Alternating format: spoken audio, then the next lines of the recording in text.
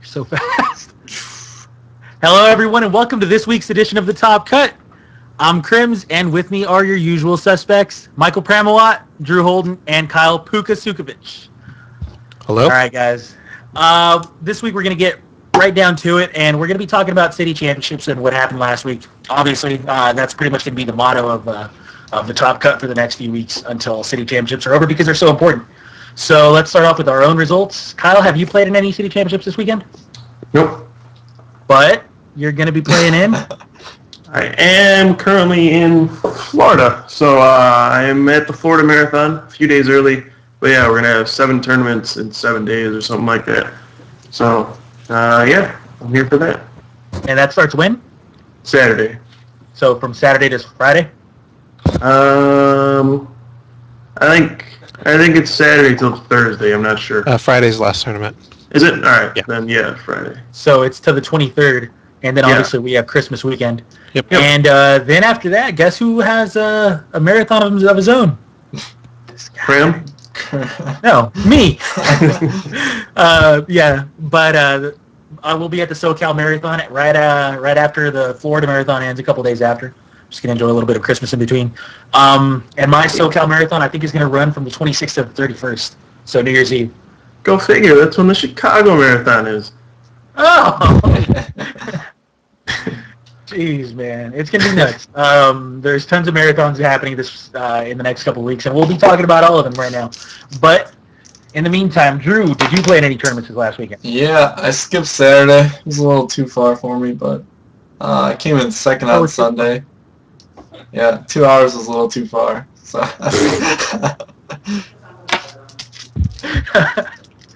All right, well, I'll be traveling 3 hours for my first city championships this Saturday, so I hate you. Rough life. And Michael Pramawat, did you have any cities this last weekend? Yeah, I had 2, and I won them both. So I'm sure you did. Yeah, got my 12 points. I've been to 3 cities, and 2 for 3. Now, I remember at the end of the show, or somewhere in the middle of the show last week, you were talking about how you were going to go to 2 city championships over the weekend, and you were going to win both. Lo and behold, 12 points later, here you are. So, how's it feel? Nothing special. Pretty standard. To be fair, he does say that every time.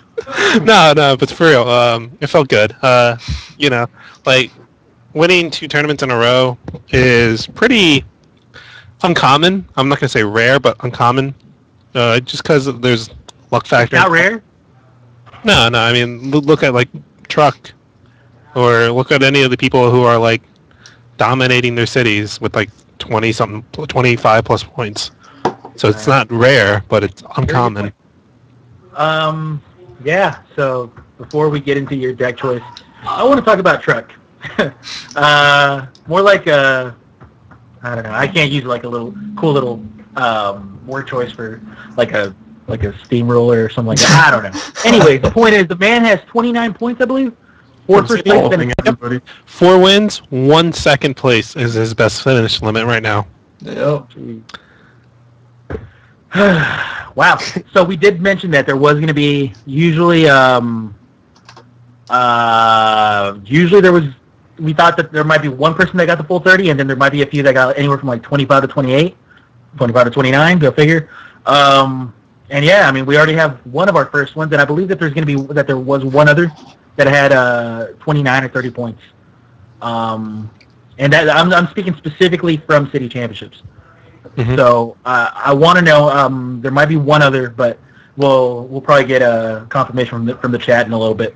But yeah, so basically the tale of the month has been Chris Silver, Truck.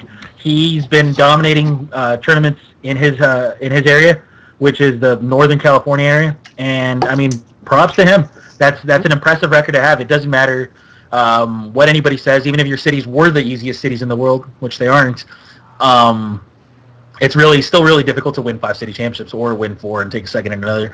So that's a really impressive, and I really do hope that we see some more people dominating their tournaments, just because it's kind of a cool tale. Like, first of all, I mean, it really does give you a lot of recognition in the community. But second of all, I mean, how many people can say that they've dominated city championships to the point where they're just like, all right, well, all I have to do is, place decently in the rest of the tournaments, and I'll be qualified for Worlds.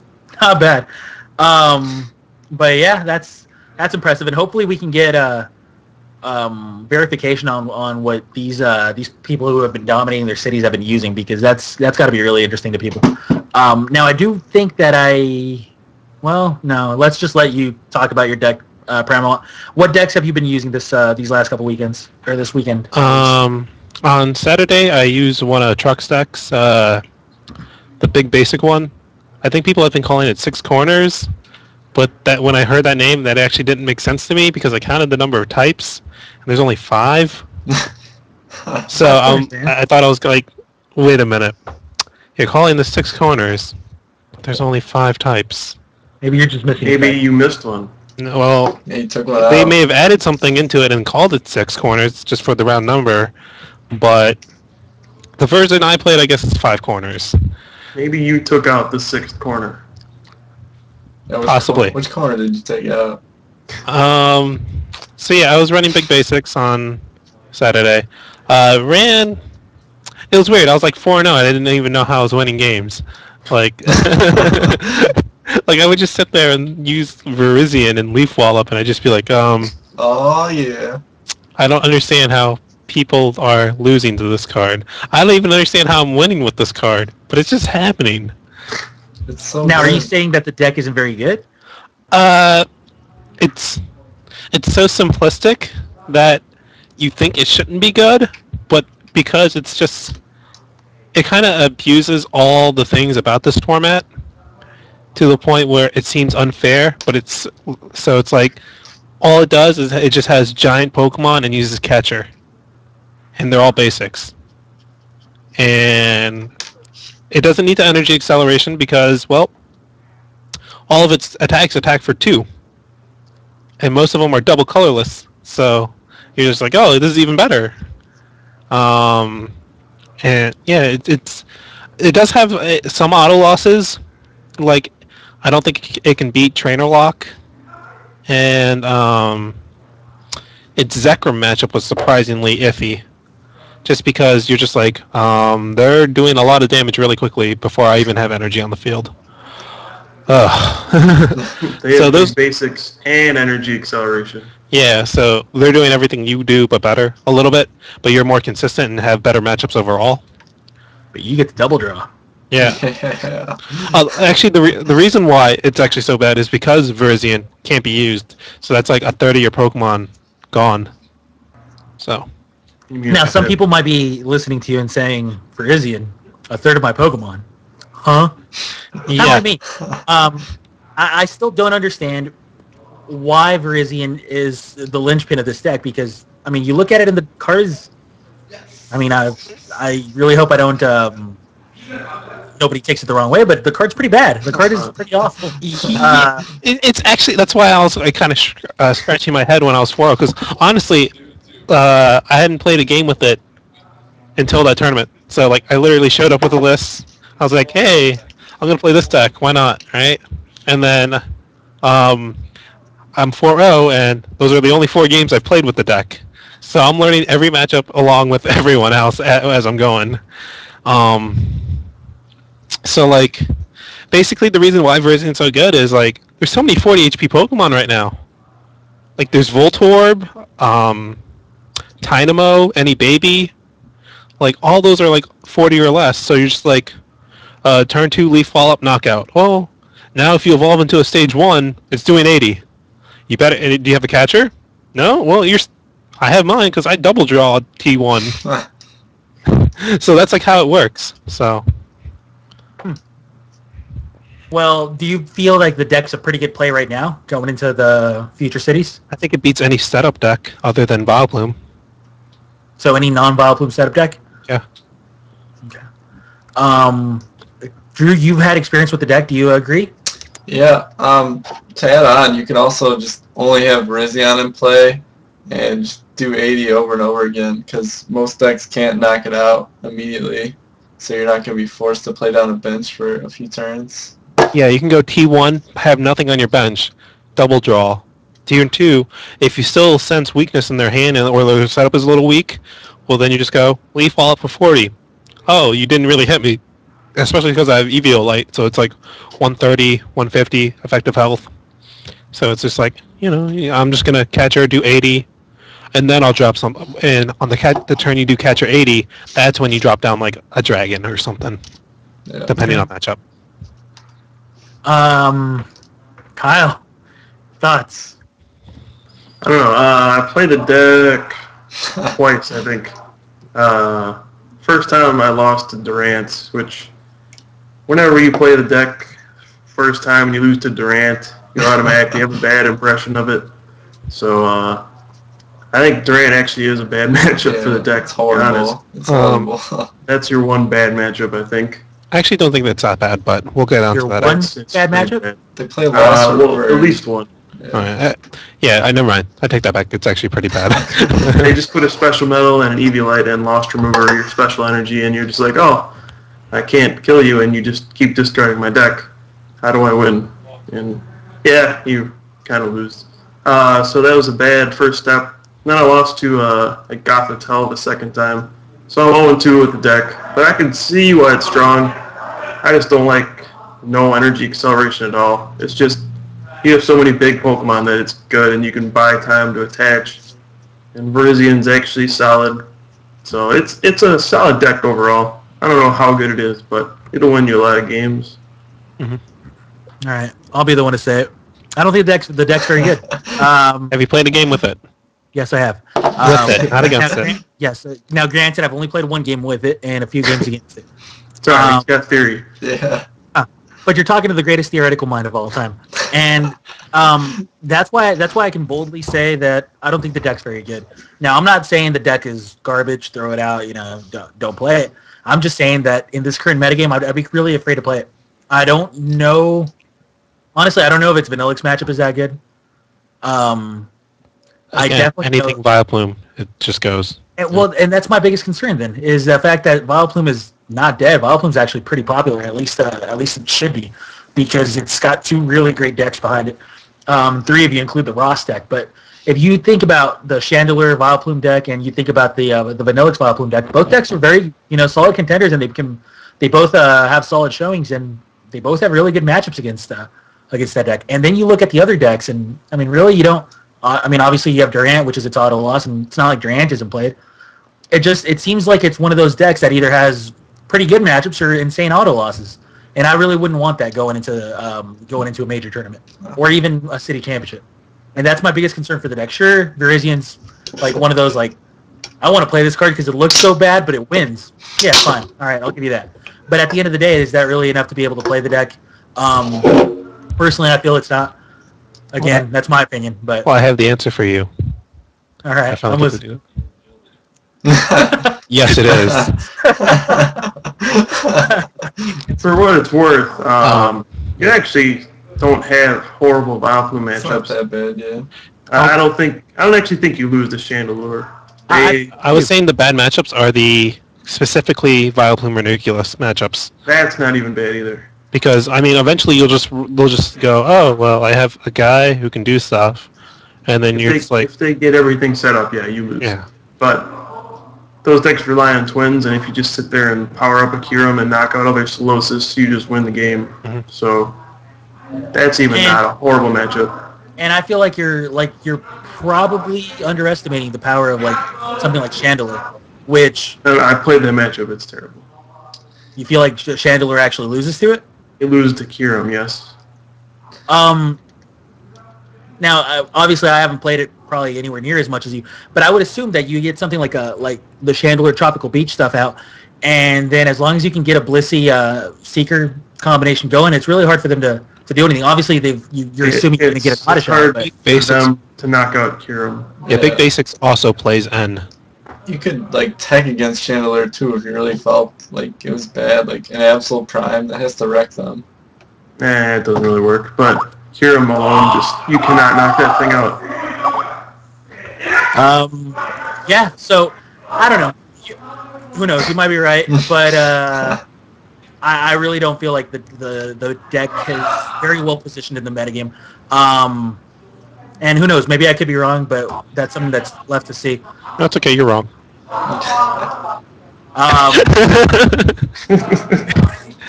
All right. Anyways, we're talking about the other decks, which are now we're going to be talking about Electrode. The Electrode, with other basics, how well is that positioned right now going into the? Electrode Kiram Kabalion. It'll beat Trainer Lock for sure. Oh man, you strip twins away from them, and then you spread damage.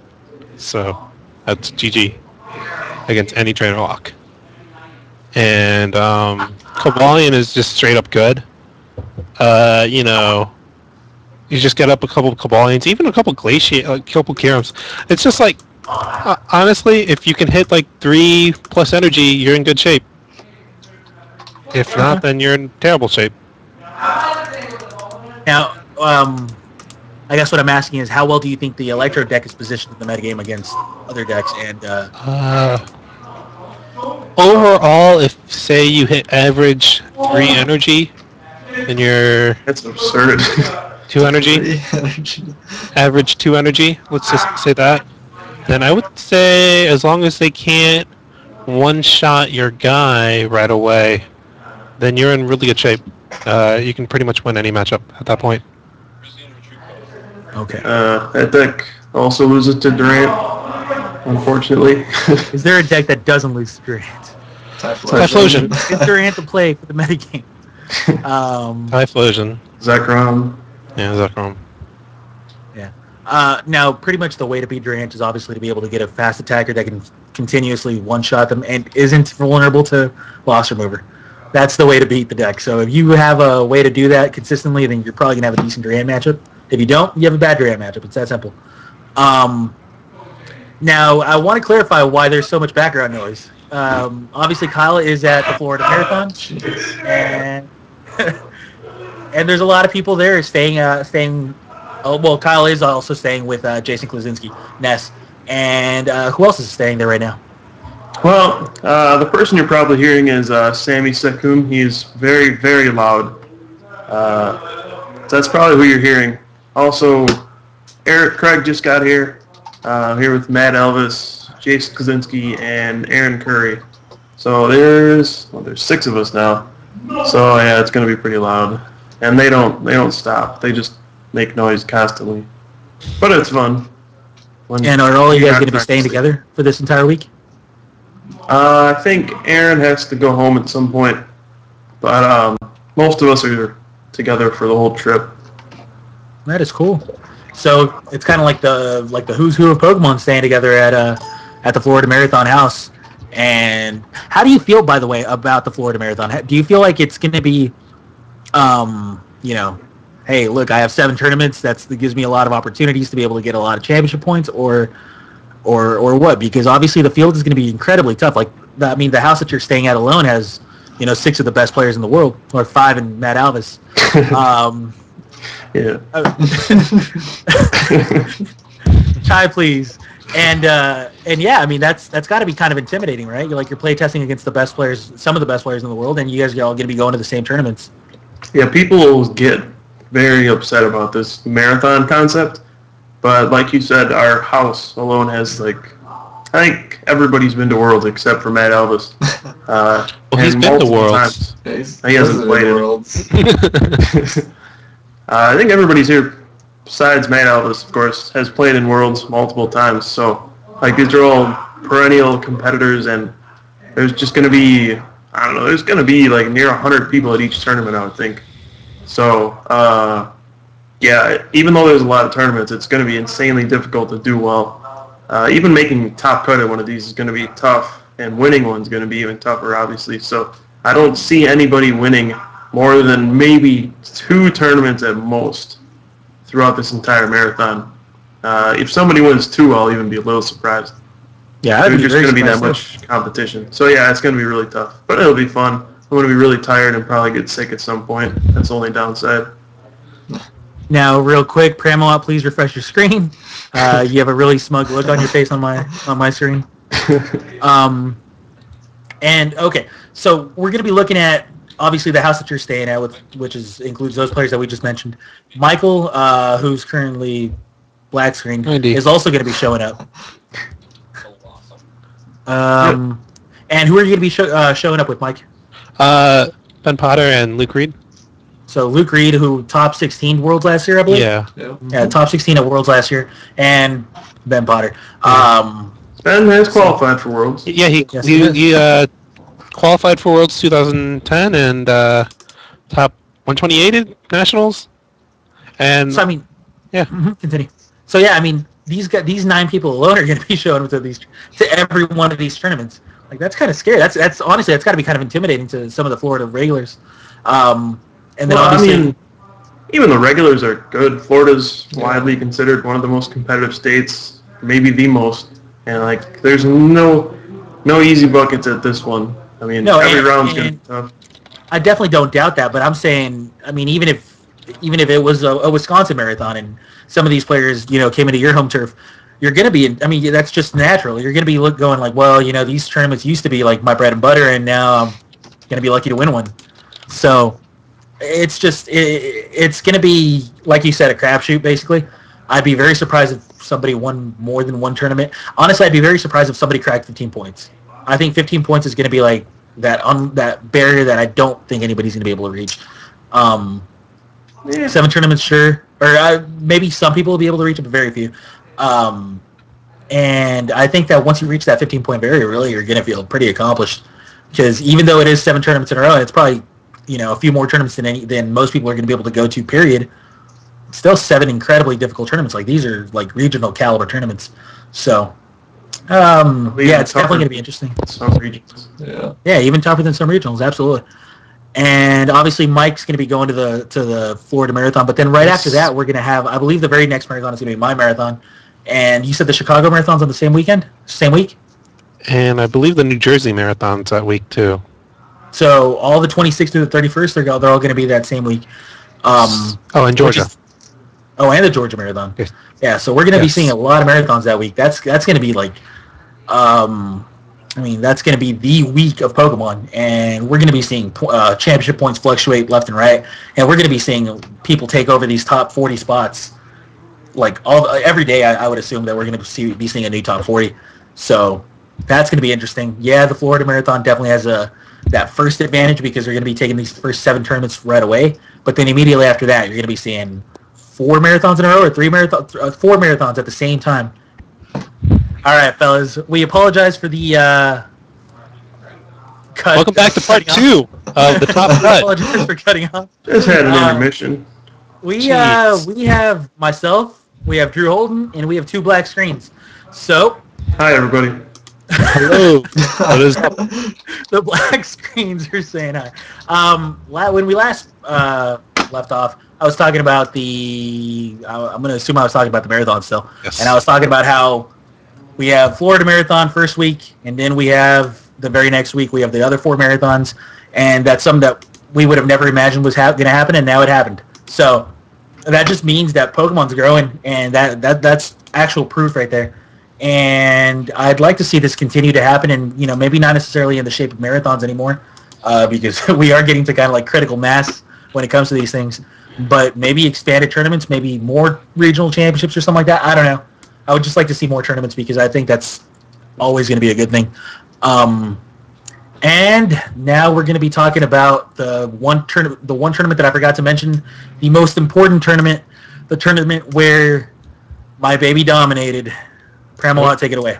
Oh yeah, so day 2, what I played was Electric Magnezone Thundurus, also known as the Thunderdome. It was a pretty easy tournament for the most part. We had 5 rounds. I went 4-1, and my only loss was to Big Basics. The deck it was my deck too. I lent it out to someone else. Okay. And then we had a top 8 cut. We had exactly 32 players. So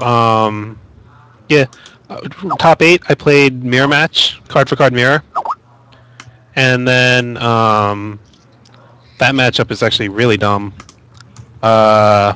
Basically, the way it works out is whoever gets out Magnezone with Thundurus out first wins the game. And then The second match was against Big Basics, kind of unremarkable. And third match was against ZPST, which you just go, hey, I'm just going to remove energy with Lost Burn. So ZPST was the finals matchup? Yep. Now, I have been getting some people who have been talking to me about the deck, and they've all been telling me that ZPST was a bad matchup. And I tried to explain to them how it wasn't. I tried to explain to them how it was actually one of your better matchups. And some were skeptical, but, well, I know. can shed some light on this. Mm-hmm. Stop playing Zekrom in your Thunderous deck. It's a Thunderous deck. Stop playing Zekrom. You know what Zekrom doesn't do for 3 energy? 150. You know what Magnezone does for 3 energy? 150. You know what energy accelerates you? Not Zekrom. You know what does? Thunderous. You know what also one-shots Tornadus? Thunderous. And you know everything other else. one-shots anything that's not Zekrom? Thunderous. So you just attack with Thunderous all day, and then eventually they'll have to take care of it, and you just go Magnezone, and then they're out of energy, and you win. And that's one thing that most people kind of underestimate is the power of the Thunderous. The Thunderous has obviously been a really, really bad deck, or not a bad deck, but a bad card in the past.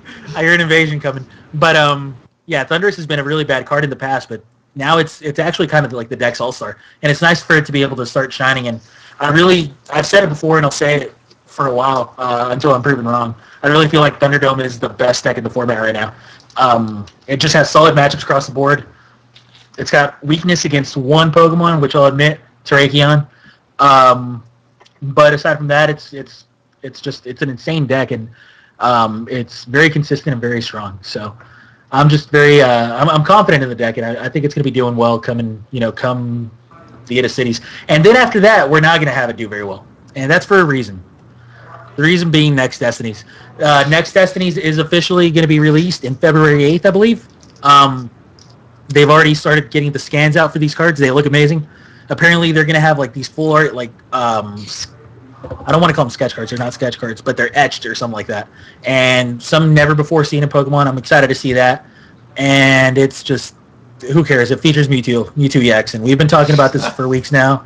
We're probably going to keep talking about it until the set is released. But yeah, it's official. The scans have been released. And Next Destinies will have Mewtwo EX, and it will be coming out on February 8th.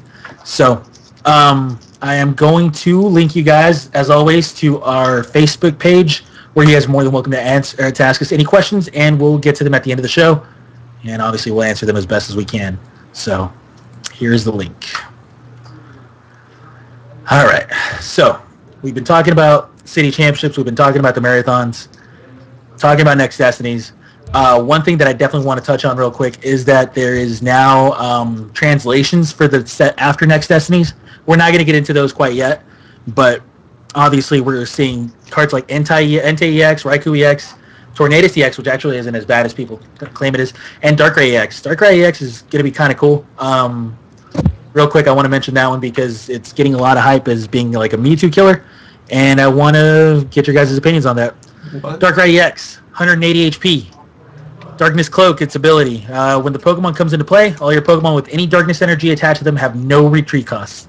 So, as long as it's in play, as long as a Pokemon has a Darkness energy attached, it's got free retreat, and then it deals 90 damage for 3 energies, and one of your opponent's bench Pokemon takes 30 damage. Obviously, it's resistant to Psychic, 180 HP. Thoughts on it being a Mewtwo killer real quick? Isn't this also the set where they have The dark energy thing. Yes. Dark Energy Excel as a trainer? Yeah, Dark Patch. I like Darkrai EX. I don't know if it's a Mewtwo killer. I don't know if it's intended to be a Mewtwo killer, but I think it's just overall good. Honestly, you could just play 4 Darkrai EX, and then that's a deck. There's so many good cards coming out in this new set. There's one that does plus 20 damage for Darkness type Pokemon as a tool. Mm-hmm. And then there's the Energy Acceleration for Darkness type Pokemon. Yeah. And then there's so many So many pretty good. There's Zoroark cards, too. yeah. Zoroark is not bad, by the way. He Yeah, has there's 20 damage for times the number of darkness Pokemon you have in play, and it's for double colorless. So it heals up to 120 on turn 2. Seems good. Yeah, like, it's not bad. I think just darkness Pokemon in general are going to be really, really good. Seems like that. The new Zorua also has Ascension, so you can evolve straight to it turn 1. Whew. Oh wow. Yeah, that's really good. Oh yeah, Zoroark's really good. And don't forget, we now have a golden catcher. It's coming out. Yes, and a really cool looking crushing hammer. Yes. And rare candy again. Yes. Again. Yeah. Well, they gotta get. Oh, they are that coming out out. with the Rocket's Trap as a supporter. Oh no. Yeah, they are. Yeah. Yes. My God. It's not gonna be. Honestly, I really don't think that card is gonna be dominant. Wait till it happens to you. Yeah, I don't want to call it unplayable because then I'm gonna get jumped when it beats me. But I mean, it's a supporter. You have to remember, it's a supporter, and it's on a coin flip. So I'm never a fan of those. They're making fossils viable. They came out with a stadium that lets you play fossils from your hand. As long as it's on a coin flip, though, I think. Yeah, on a heads. Yeah. That was a stadium a while ago, but cool that they brought it back. Yeah. I think the old Rare ones Candy's coming back. Rare Candy. But I think Darkrai, any dark Pokemon in general, is going to be really, really good. Obviously, the most obvious one is that Zoroark, because you can run Foul Flame 1 with it. So you can just like run a mix, like 4/2/2 Zoroark, 4 Darkrai, boom, your deck is amazing. So, yeah, and then for your treat, Darkrai is going to be kind of cool because it's going to be able to enable a lot of like new deck combinations because of its ability. Its ability is actually really nifty. I think Darkness Claw is silly good. Plus 20. Oh yeah, that's other than it having to be a dark type. Yeah. Darkrai EX just goes 90, 110, plus it probably has a special dark on it, 120 for 3, and then your energy accelerating into that. That could potentially be a turn 1 120, given the right draw. Man, yeah, and the crushing hammer that you mentioned is actually called Crash Hammer, and it's basically a loss remover without the ability to remove it from the game. It just discards it. What? Oh. Woohoo! I just saw the hammer and just assumed that was crushing hammer. You're right. Pretty good card.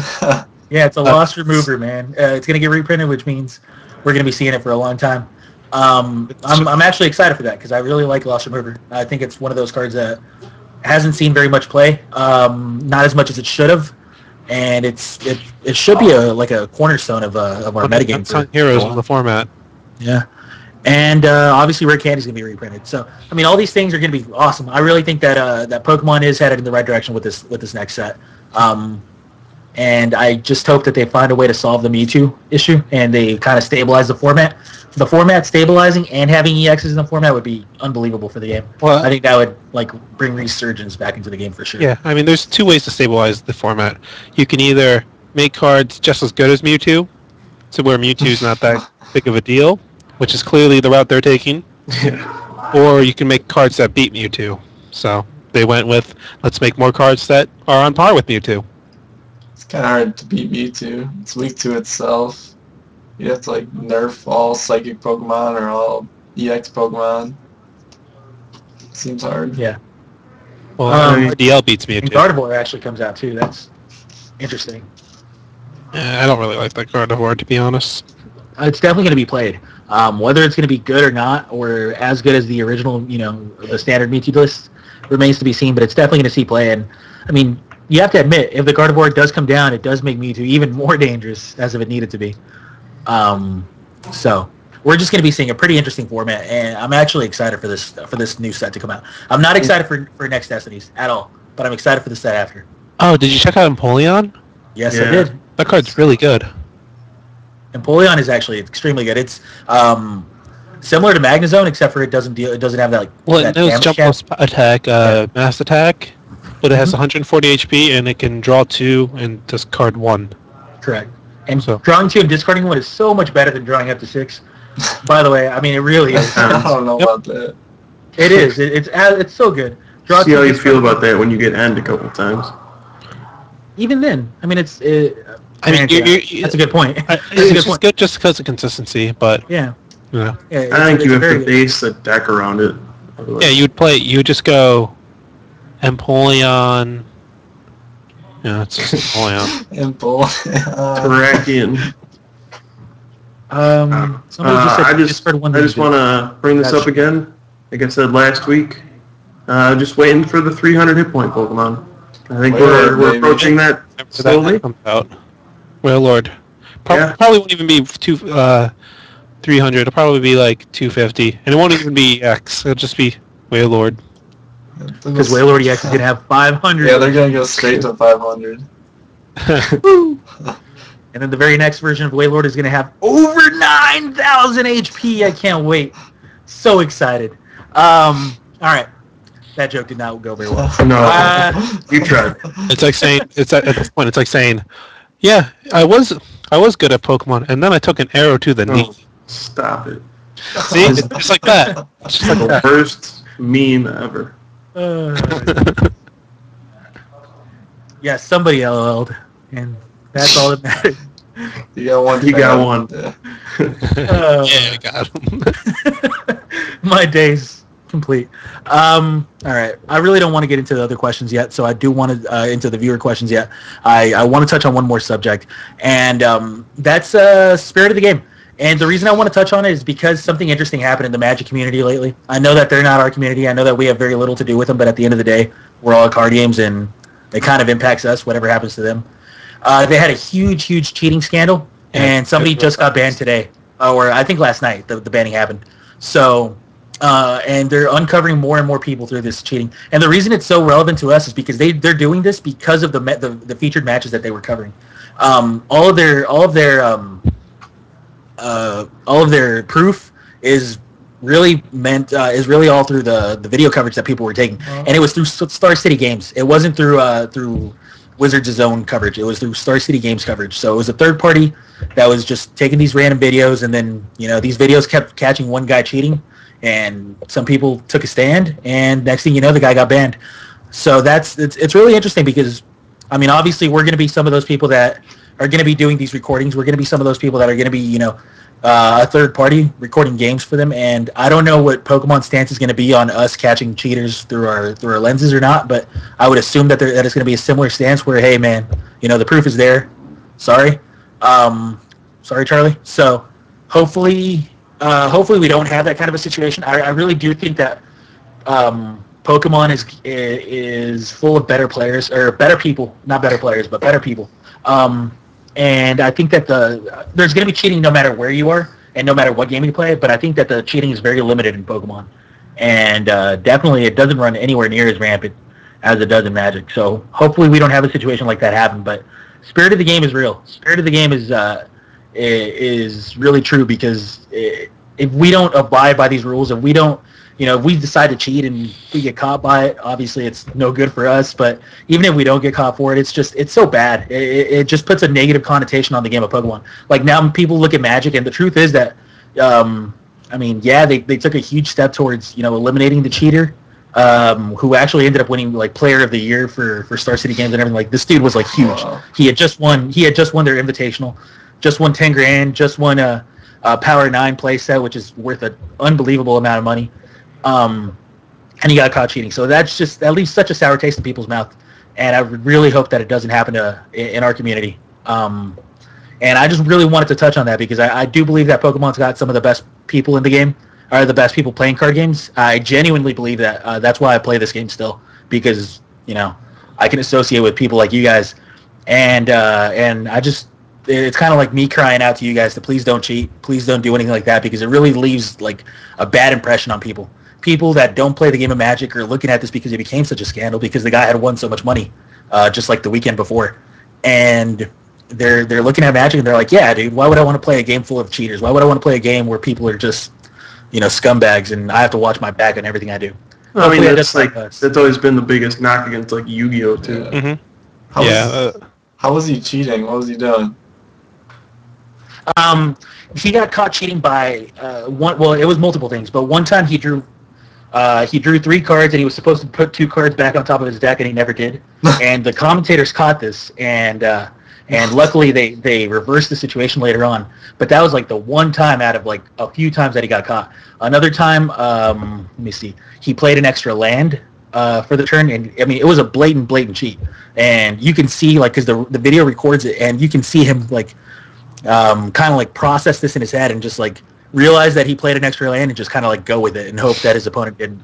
Wow. Yeah, I mean it was really bad, and it wasn't sure that he was going to get caught, that he was going to get banned or not, because first of all, these were all in the past, and second of all, they can all be thought that he could have the excuse that, oh yeah, I wasn't thinking, or yeah, that's not true. These were just players, and that was his excuse the entire time. He was like, oh dude, I'm just a sloppy player. But at the end of the day, if you get caught cheating enough times, or if you're sloppy enough, then they just don't give you the benefit of the doubt anymore. And I'm just happy it happened, man, because that just sucks. Like, a guy won so much money and he won it. Like, happy it happened? What do you mean? Yeah, I'm happy I got banned. Somebody cheated. I am happy you got banned. Yeah, absolutely. No, I wasn't. I mean, you're happy somebody cheated. No, I'm happy that somebody got caught cheating so that he can be made a made a martyr of. Not a martyr, but so that people can learn a lesson from him. It's just sick. It's so sick that the guy won so much money. I can't even describe how much, how sickened like these people are that just lost to him last weekend. The guy that took second place then must be furious, because who knows, he could have won. So anyways, that's just something that I really wanted to touch on, because I really do, like I mentioned, I really do hope that this doesn't happen with us. And like I said, it really hits home because we're going to be the people recording games and stuff, these games. Yeah. So hopefully we're not put in the position where where somebody like cheated in front of our cameras and we have to show the proof. We've recorded enough games already where you can see people just make mistakes or cheat over and over. Even there's one game Drew played where he just got robbed of 3 energy attachments in one turn, 2 afterburners and an attachment. His opponent said, "No, you've already done all those." He's just like, "Oh." Yeah, that's the nice thing about video replay, though, because you can actually just stop the game and go, "Well, wait a minute, we have this game on film. Let's just rewind it and see what actually happened." And then there's no dispute. There's no he said, she said. This is the cold hard proof. And honestly, if recording games lowers the amount of cheating that happens, well then. And another thing that I really think is also kind of like wrong, I guess is the best way to put it, is that people get the idea that you see this game happen, and then you catch somebody making a misplay, and then all of a sudden the guy's going to be automatically accused of cheating. But misplays happen. There's, for every cheater that you find, there's probably going to be 3 people that are actually making a genuine mistake. Yeah. So don't automatically jump the gun. I think you can't really accuse someone of cheating until it's been multiple offenses of the same thing. Like, honestly, if it's the first time and it was clearly like, and they kind of go, oh, I didn't know, my mistake, right? And then they just say, and they like apologize for it, whatever. You give them the benefit of the doubt the first time. But if it continues happening, not just through the match, but through the tournament, because you still give that person a warning. You still say, listen, I understand it was a mistake, but I still have to put it down in record, just in case. Exactly. Right? Yeah, there's absolutely. If it was an honest mistake, they shouldn't care. It's be like, you're right. You're doing the right thing. But if they are like cheating, then they might be a little apprehensive to that warning because they don't want that. It's funny you mentioned that, because one of the major things that also happened that was kind of like caught people's eye was the guy that actually got banned for cheating, Alex Bertoncini. He appealed to a warning. Like he asked to get it drawn down to a caution, and people couldn't really figure it out until they're like, wait a minute. Of course, a caution doesn't get recorded. A warning does. So you appeal the warning, you get a caution out of it. Hey, look, now all of a sudden you're welcome to do it again with another judge, and that's probably what happened multiple times, because the one time that's recorded evidence of him appealing to a caution. Obviously he appealed it. So, yep. That's tricks of the trade too. If you see some people being shady and asking for cautions and stuff like that, just keep your eyes open, because you also don't want to be cheated. Yeah, it's like I know this one time, actually during the finals, I I judged, but I was thinking N. So I put down 6 cards and I looked at them, but I was like, oh no. Right? So I was just like, listen, just give me a warning, right? And I didn't do anything afterwards. So we did was just, I just reshuffled my hand and drew 4. Because it was just like right away. It was just like, oh no, I just drew 6. Kind of thing. Yeah. And these things are honest mistakes, and it's very easy to tell when it's an honest mistake and when it isn't. It really is. But if it's an honest mistake, you just accept the warning, and it's like you just go on. As long as you don't have a pattern of doing that, then it's not a big deal. A warning is not a big deal. Exactly. So, do you guys have anything that you guys want to add on to this subject? Because obviously, like I said, it does hit home. I think you guys hit the nail right on the head. You have to be able to judge their intent, and I think it's pretty obvious most of the time what their intent is. If they intended to cheat or if it was just an honest mistake, which it probably was. Yeah, I mean, most time I would give people the benefit of the doubt, but I would still give them a warning just in case I was wrong. So. Yeah, I know people who play all sorts of different card games, and I've heard plenty of stories of Yu-Gi-Oh! And even Versus where people cheated rampantly. But this is really the first time I've heard about it in Magic. So I feel like Magic is similar to Pokemon in a way. I have never had any stories about people really cheating in Magic. And I think at the top levels, Pokemon's the same way. There's never really been people who are known for cheating. Well, the people who were known for cheating, and at least in Pokemon, have been weeded out. Right. Yeah. So and same thing for Magic too.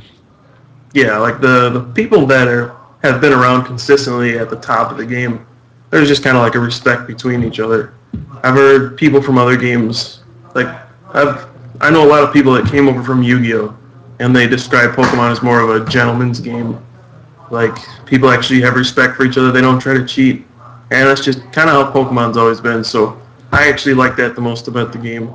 You can, for the most part, trust people, but things do happen on accident a lot. Like, you don't realize how much actually goes on in a Pokemon game, like how many little things, like, oh, did I draw a card at the start of my turn? And nobody remembers.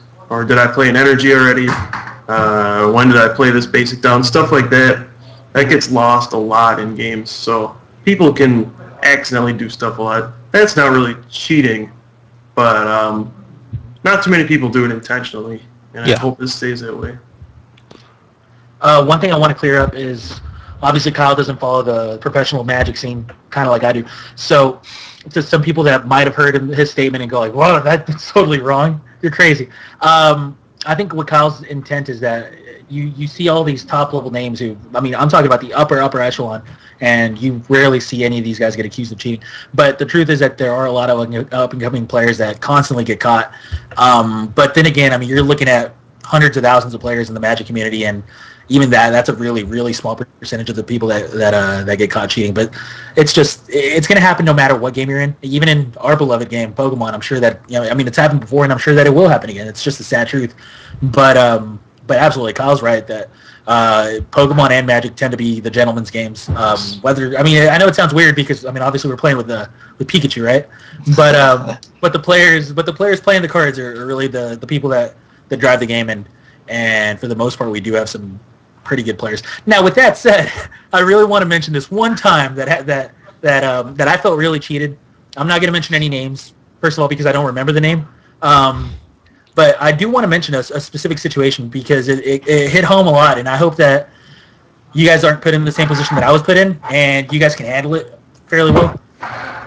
Long story short, a couple of years ago, I was playing in a Pokemon event. Yes, you're welcome to leave, Kyle. Long story short, I was playing in a Pokemon event a couple of years ago. I was in the process of winning a game. I was honestly very, very far ahead, and Kyle, I think, left the door open. Oh, no. Okay. Before I finish this story, I want to speak to Chai Please himself. What's up, Krim? What's up, Drew? What's going on, Chai Please? See you guys. Oh, he's just bouncing? He's just coming in and just leaving? All right. Chai Please is going to be at the Florida Marathon. He's going to be signing autographs all weekend. Just give me the whole stash. And hopefully he does well. 2011 U.S. Nationals. He is the biggest choke job of all time at U.S. Nationals. I think he went like 5-0 or 6-0, and then all of a sudden, 5-0, then yeah, I think it was 5-0, and 5-1, Sounds right. 5-4. What's going on? No, just speaking about Chad Please and his choke job at Nationals. Oh, yeah. He started off well, and then he saw some cards he never heard of, and then it was all downhill. Yep. He ran out of cupcakes. But all right. So, anyways, the story, dominating a round, one of the later rounds in this tournament, in this Pokemon tournament. I'm not going to sugarcoat it. I was well on my way to victory. My opponent foolishly decides to grab a newspaper or something, some sort of a paper, and just starts swatting away at a fly. I'm not making this up. I'm not exaggerating. He literally just starts swatting away at a fly, and he gets to the point where he just gets so outraged at this fly that he just swats at my deck. And bam, he just completely destroys the entire game state. I'm talking about cards were flying everywhere. It's something that you can't make up. It's that ridiculous. No way it's real. Yeah, exactly. You can't, it's so ridiculous. It doesn't make sense, right? And I mean, first of all, I'm like, "Whoa, what just happened here?" You know, as your initial reaction, you're just shocked. Like, this really just happened? This guy just swatted my deck. So, anyways, cards do that to me when they were drunk, but never sober. Yeah, this was at a tournament. This was at one of the later rounds too. Like, I think this was a win and in round for me. If I won, I could cruise into my into the top 8. So the guy swats my deck, destroys the entire playing field, and I mean, I know I have the game won, but honestly, and this is probably a personal flaw of mine, I tend to just err on the side of caution. I just decide not, I try not to embarrass my opponent by saying, yeah, he had the game lost. This should be it. He knocked over the deck. I try not to do that, and I try to do the gentleman thing. And so I asked a judge over, and I explained the situation. Apparently, I didn't explain it well enough because the judge thought that it was both of our faults that the deck just randomly, or that the game state got destroyed. Apparently, we both swatted at the fly. Apparently, we both went nuts and destroyed the game state. So the judge wanted to issue a double DQ. And yeah, exactly. This story gets more and more ridiculous. The judge wanted to issue a double DQ, and I was sitting there just staring at my opponent. First of all, asking for him, not asking for him, but kind of hoping that he would just step up and be like, no, I kind of swatted the thing away. He had the game won, but no, he didn't step up. I don't want to accuse him, but I really do believe that he kind of took this as a way out. And he started going oh, that sucks, the game state was obviously destroyed, and at that point I appealed. At that point I took the judge aside, and I'm like, hey, look, is there any way we can get this game back to the way it was supposed to be? I felt like I had the game just absolutely in the bag. Even if I had no hand, I was going to win the game. I just had the board completely in my favor. And again, long story short, judge comes back, says, all right, we're going to have to double DQ you guys. And then at that point, I'm like, really? I mean, this doesn't seem fair to me, but I mean, if that's the issue if that's the ruling you guys are going to make, that's the ruling you guys are going to make. And then finally, I figure out a way for us to have the game state exactly back to the way it was. And the judges went away. They determined that we could get it back to that game state. And then the player decides to say that he had one extra energy in play. He did not have the extra energy in play. I am positive 100%. I will go to my grave believing that he did not have one more energy in play, because that just completely ruins everything. I mean, at that point, I'm no longer in the lead. At that point, I'm actually kind of far behind. And then the judge says if we can't agree on this, then he's going to DQ us both. I mean, first of all, this happened because the guy swatted my deck. Yeah. But whatever. At that point, I actually agreed to let him have the energy back. Whether I should have or not remains to be seen. I agreed to let him have the energy, and at that point, the game became a lot closer. Luckily, justice was served, and I still won the game. But it just proves that people can take advantage of this situation and start and decide to cheat just for any reason. And even in our game, it can happen. So I hope that you guys weren't bored from that story, but actually took something from it. Basically, the lesson I learned from this: if someone swats my deck away with a newspaper, I'm going to appeal that they take the loss for the game for destroying game state. And absolutely, you're well. Whether I'm ahead or behind. Wait. So if I'm losing and I just swat my opponent's deck off the table, I can get us both a game loss. Double DQ. Yes. So if I'm playing you and I just want to take you down with me, I can swat your deck off the table, and it's your fault too. Yes. To that judge. You let him do it. Punch them in the face to stop them from slapping the deck off the table. That's what you should have done. No, you just got to distract him first and then push his deck off the table. And apparently what the judge told me at the end of the entire situation was the judge just said that he thought that, given my explanation, he thought that we both were at fault because he thought that we both destroyed the game state, which, I mean, first of all, that's kind of ridiculous, but whatever. I mean, you would think so. You would think someone would notice a table of both people just going, "Oh, get this fly!" Oh man, it's still etched in my memory. The guy was actually just swatting away, like just randomly, and then all of a sudden he like sees the fly land, and he's like, "You're mine!" And he just like destroys my deck. My deck just goes flying out. So insane. Did he get the fly at least? I don't know. I didn't actually care about the fly. I was actually more worried about my deck. You know, some stories take the cake. I don't think I've heard a more embarrassing story for for the person you're telling it about. Oh man, that's so sick. But yeah, I mean, that's just honestly that just proves that. I mean, I don't think he meant to hit the fly. I don't think he meant to like destroy the game state, but he did. And I'm sorry, I don't want to be rude or anything. There's some boxers. There's some boxers. Sammy. Good. Hey, Sammy. I'm sorry. You better not Make him say hi or swearing.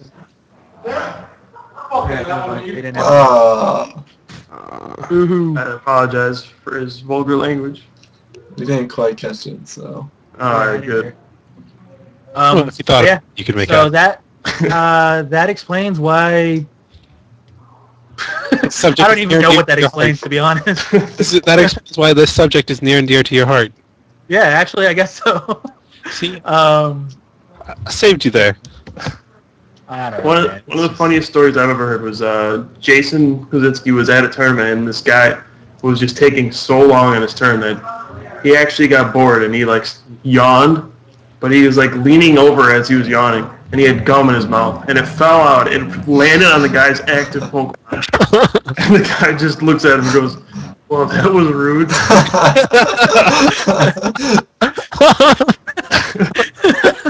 His gum just falls on the Pokemon.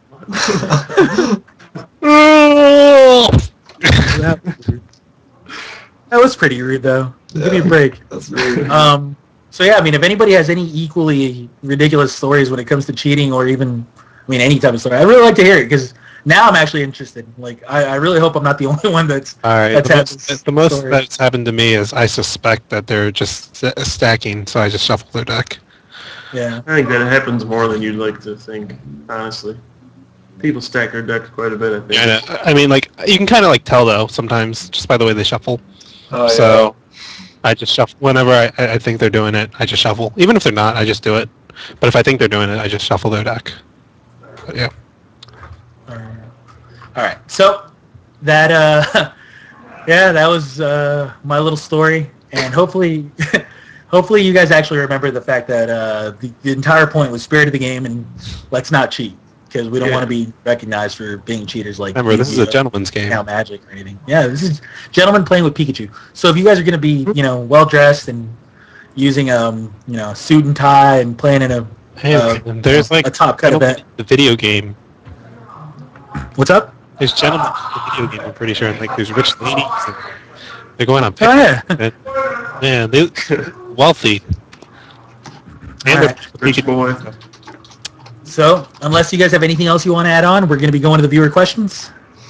Kyle, Drew, or Pram, speak now or forever hold your peace. I'm holding that. let's just roll on to the viewer. Good show on the road. All right, boys. I guess I have to refresh according to Mr. Holton. Yeah. All right, here we go. Question number 1. What's up? I don't know why you say that out loud. You can't just read it and go, "Oh, I like it's you, gonna man." should not say it." All right, James Hart asks, which members of the Top Cut are going to the Georgia Marathon? Not myself. I don't think any of us are. Nope. Sorry, guys. There will be no Top Cut members at the Georgia Marathon. Hence, there will be none of us actually taking notes at the Georgia Marathon or even videos. So, any of you guys want to do it? Please, actually, honestly, first, let us know at our Gmail account, thetopcutpokemon@gmail.com. Or is it just Top Cut Pokemon? I never know. Let me find out. The Top Top Cut Cut Pokemon. Pokemon. All right. thetopcutpokemon@gmail.com. And yeah, if you guys are interested in doing that for us, and we'd really appreciate it. Nate Blevins. All right. 2 things. Krem said that it would be hard to crack the 15-point barrier. Was that just at the Florida Marathon or just in general? And how many points about will you get into Worlds? I'm saying 15-point barrier for the Florida Marathon. I think that 15 points at the Florida Marathon is going to be very hard to achieve because there's going to be so many good players at this event, and there's only 7 events. I mean, if I'm proven wrong, then so be it, but I really don't think that very many people will be able to crack it, if any at all. And Kyle disagreed, I believe? I think plenty of people will crack 15. There's 7 tournaments, man. Yeah. So. Okay. So maybe I'm wrong. But even if I am wrong, it's definitely not going to be by a lot. I think that this tournament is so difficult that if people do crack 15, if they're not going to crush it. And if they do crush it, then they're going to be, first of all, very lucky people, but second of all, probably pretty good because they're going to be beating a lot of really good players, top-notch players. And how many points about will it take you to get into Worlds?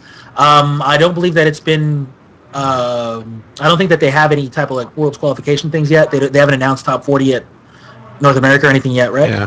No, they haven't announced anything. I mean, I'm just like, I think it's probably going to be like high 40s, maybe low 50s. Yeah. Assuming that they do the top 40 thing, then yeah, I would assume 40s. I would assume somewhere in the 40s. Maybe, I mean, I guess 50s, but I mean, I'm just saying for sure. I don't think 40 people are going to be able to crack. I'm just saying for like for sure and like I think 50s the for bubble sure. area. The bubble area is like it could even go as high. It could even go as low as the high 30s. Yeah. But you know, who can tell at that point? Let's see here. I'm not gonna ask that one, but I will ask it for you then. Sure, Right. I'll answer. So, Jason Patrick Anchario asks, I saw the new Muppets movie. Was the voice of Kermit the Frog done by Puka? Would you like to take this? Unfortunately, no. I did try out for it, but I didn't make it. Maybe next time, though. That was great. I hadn't actually thought about it until he said, "Go ahead and ask it." Then I could have sworn Kermit was answering. I got the joke right away. I was just like, oh, nice. He's been stuck on that joke ever since I started streaming. It's a great joke. I like it. I almost bought a Kermit the Frog shirt just to wear at a tournament, see if people would pick it up, but I couldn't do it. My deck does that too. Guess I know what the Christmas present's going to be. All right. Michael Weldon doesn't ask, but more states. Zekrom is better than Thunderous and Eel Zone. Sorry, guys. Sage Eel does the same thing as Thunderous Charge, and I'd rather use a better attack early game. Good luck starting with Thunderous and charging turn 1 every game. Sure, what's a better attack than turn 1 charge? Yeah, exactly. Double draw. Right. Outrage, right? 20? Oh, Double wow. draw, man. Now, the thing is, the deck still uses the same type of thing, the same type of engine. It's very similar decks. It's just you decide to use Thunderous for early game consistency. The reason that I added Thunderous was honestly because I have kind of like a Pokemon early game attack mentality where I try to mess around with Cyndaquils. I try to mess around with opponents' Magnemites and everything like that by just using Pokemon Catcher and taking a really easy knockout. And in obviously putting energies in my discard pile, it just works very well. And then late game, you tend to go Catcher on Cleffa with the Thunderous, and it's a much faster, much more consistent version of Zekrom. And I mean, you can still run one Zekrom. You can choose to run 0, I guess. You can choose to run 3 and no Thunderous. But the Thunderous is a bit better early game attacker. There's no doubt about it. There's very little difference between the 80 and the 120 early game, and especially with Catcher, with Alpha Catcher. Better late game. Yeah, I mean, and the truth is that you can use Charge late game when you don't have any energy in your discard, and then you just go Charge. Oh, well, now I have another energy on the field. Must be nice to be able to do that at the end of the game. Yeah. Well, I mean, you can afford it sometimes. Yeah, I guess it's a personal preference thing. I can't fault you for thinking that Zekrom's better. I just personally, I don't believe that's the truth. I really feel like the reason that Magnezone Electric is so good is because of Thunderous. I think that without Thunderous, the deck would actually lose quite a bit of power. I mean, I agree with that at first, but the more I've played it, I find it hard to actually find a spot to use Thunderous if you don't start with it. Like, the more people play like these big basic decks, the worse Thunderous gets, because what are you going to knock out when there's like a Virizion and a Terrakion and like a No, I agree. Zekrom Like, on the field? You need some kind of mix, but you don't just go all one or the other. Yeah, but if you're not playing like 4 Thunders, how do you start with it enough to use it effectively? Obviously, you go for the collector and you try to collect. It's fine turn 2. Turn 2 charge is fine. Exactly. Seems kind of weak. As weak as it seems, it's actually still a better start than getting a Zekrom on turn 2. Yeah. And the thing is, I've been messing around with both Zekrom and Thunderous. I've been honestly, I was open to the idea of Zekrom being better. I thought that there was a chance that I was wrong. And the more I play with it, the more I feel more comfortable with Thunderous. Thunderous can leave a Pokemon at 50 HP a lot, a huge percentage of the time. And then at that point, you just set yourself up for good loss burns. That's the thing, is you really want to just limit the amount of energy that you have to put into your discard, or into your remove from game zone, the loss zone, with the Magna Zone. So it's very easy to just get a quick 80 in there, and it's just it's a good card. It's a very good card. Thunderous. If they don't play Thunderous and you do, and you're playing Mirror Match, you won the match. Congratulations. I don't know about all that. I don't know about that. You can knock out Magnetodes and Magnemites really easily, and they can't. If you start with it, I guess. You can just retreat into it. Yeah, the thing is, you're not necessarily having to start with it. And the thing, it's a very, very good play to be able to charge. Charge is an incredibly strong play in that deck. First of all, because you don't run all that many energies, and second of all, because you're just trying to get a lot of energies in your discard pile, and you tend to have to basically outrage sucks. I guess is what I'm trying to say. Outrage really does suck, and dealing 20 to a Cleffa is not ideal. Dealing 80 to a Cleffa, and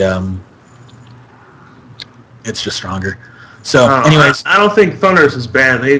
They just serve different roles. You can't say, oh, Zekrom better than Thunderous. They do different things. I would only play 1 Zekrom max, but I would play 3 Thunderous. The biggest problem I just have with that deck is you just run out of energy. So I don't mind Zekrom just because it's a big hit. But I would only play 1. Because you only need to attack with it once or twice, yeah.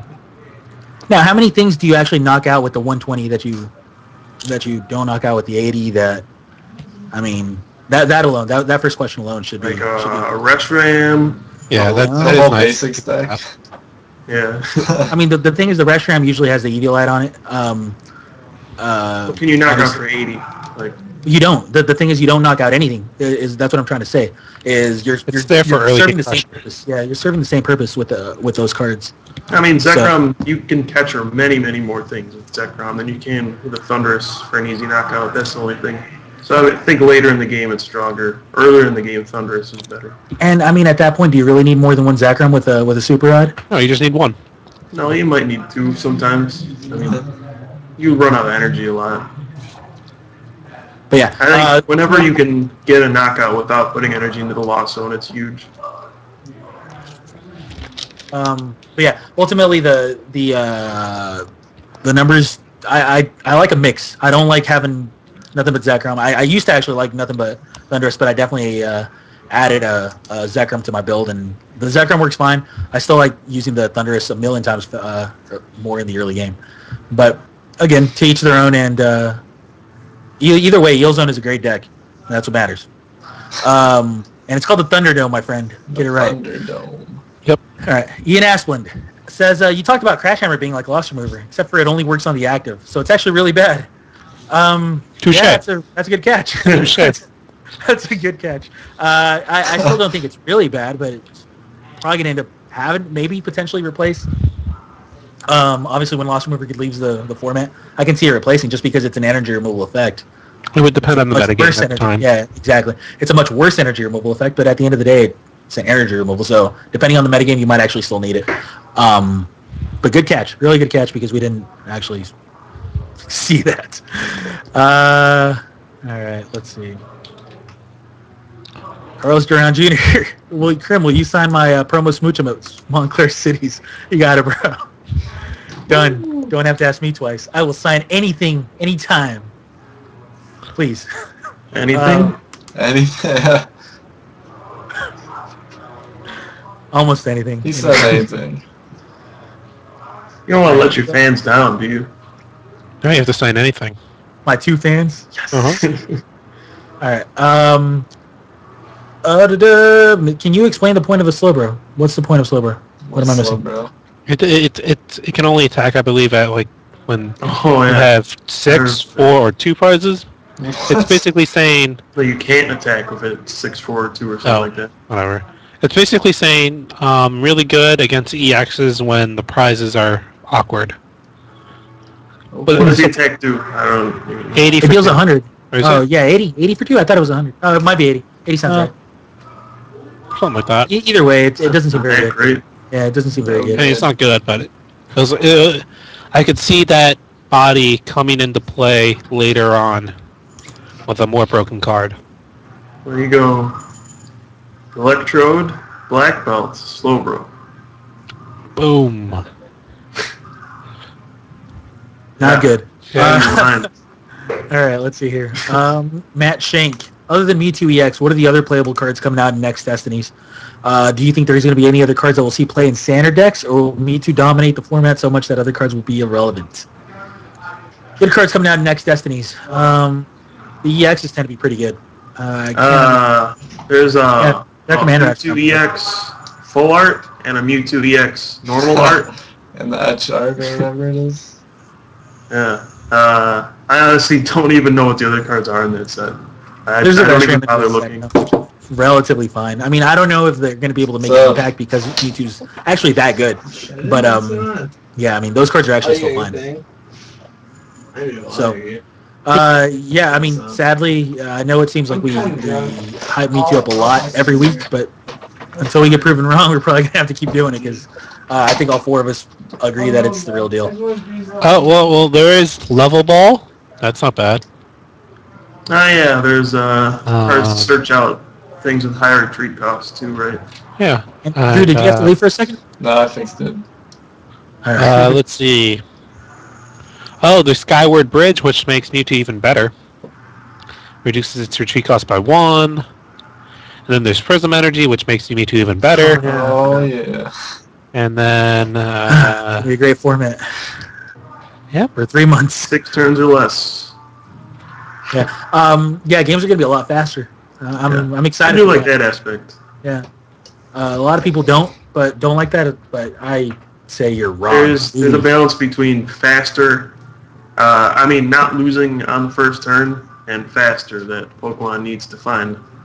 Because losing on the first turn, nobody wants that, and nobody wants like 40-minute games either. So they need to find some kind of a medium.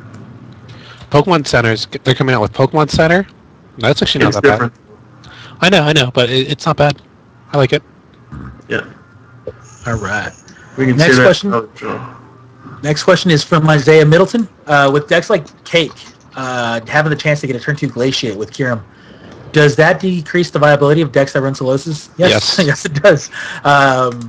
Solosis is, it's not extinct by any means, but it's definitely on its way down because of that. Strictly because of Kyurem. Kyurem is the sole reason for Solosis being in a downward spiral right now. And until the deck dies down, I think that most good players are going to be putting the Solosis decks on the back burner. Yeah, absolutely. You're absolutely right. Kyurem is actually the real deal. A lot of people doubted it, but the fact that it just knocks out 30 HP Pokemon in one hit is just huge. Absolutely huge. Yeah, that actually scared me out of ever using Reuniclus ever again. Or if I'm going to play Reuniclus, I'm going to play like Defender or Eviolite, just as a gimmick, not to get knocked out by Glaciate. What? It's a big gimmick, man. Wow. You gotta get him out, you lose. You know how terrible it is when they have a fully powered Kyurem and you only have a Solosis and you can never use Reuniclus in your Reuniclus deck? You just lose the game? Yeah, that's actually game over. Yeah. Time You to find a cannot new win. deck. Yep. Yeah, exactly. I think you can actually play Defender and Gothitelle. That actually works. That's about it. Okay. All right, here we go. Rolling down. Question that even I want to know the answer to because you never actually gave me a good answer. Not an answer I would consider acceptable. Puka, why did you decide to play Typhlosion Magnezone over the Thunderdome?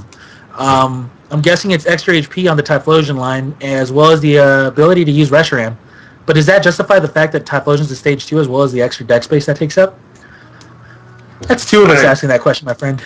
So people always ask me this question, but honestly, I don't know why. I can understand why, but people think of it as you're using the Electric deck, but you're playing Typhlosion instead. When in reality, it's just a Typhlosion deck, but I'm using Magnezone instead of Ninetales. For all purposes, it is just Typhlosion Reshiram. But then there's Magnezone instead of Ninetales. It's more of a way to deal with N and also take advantage of N, because you can make comebacks with that card. Typhlosion can be weak at times when you get a slow start and they just keep capturing stuff. So I like the fact that you can end with that deck, and Magnezone also gives you the option to beat the Trainer Lock decks. As for why I'd use Typhlosion over Electric, I think Reshiram is just better than Zekrom.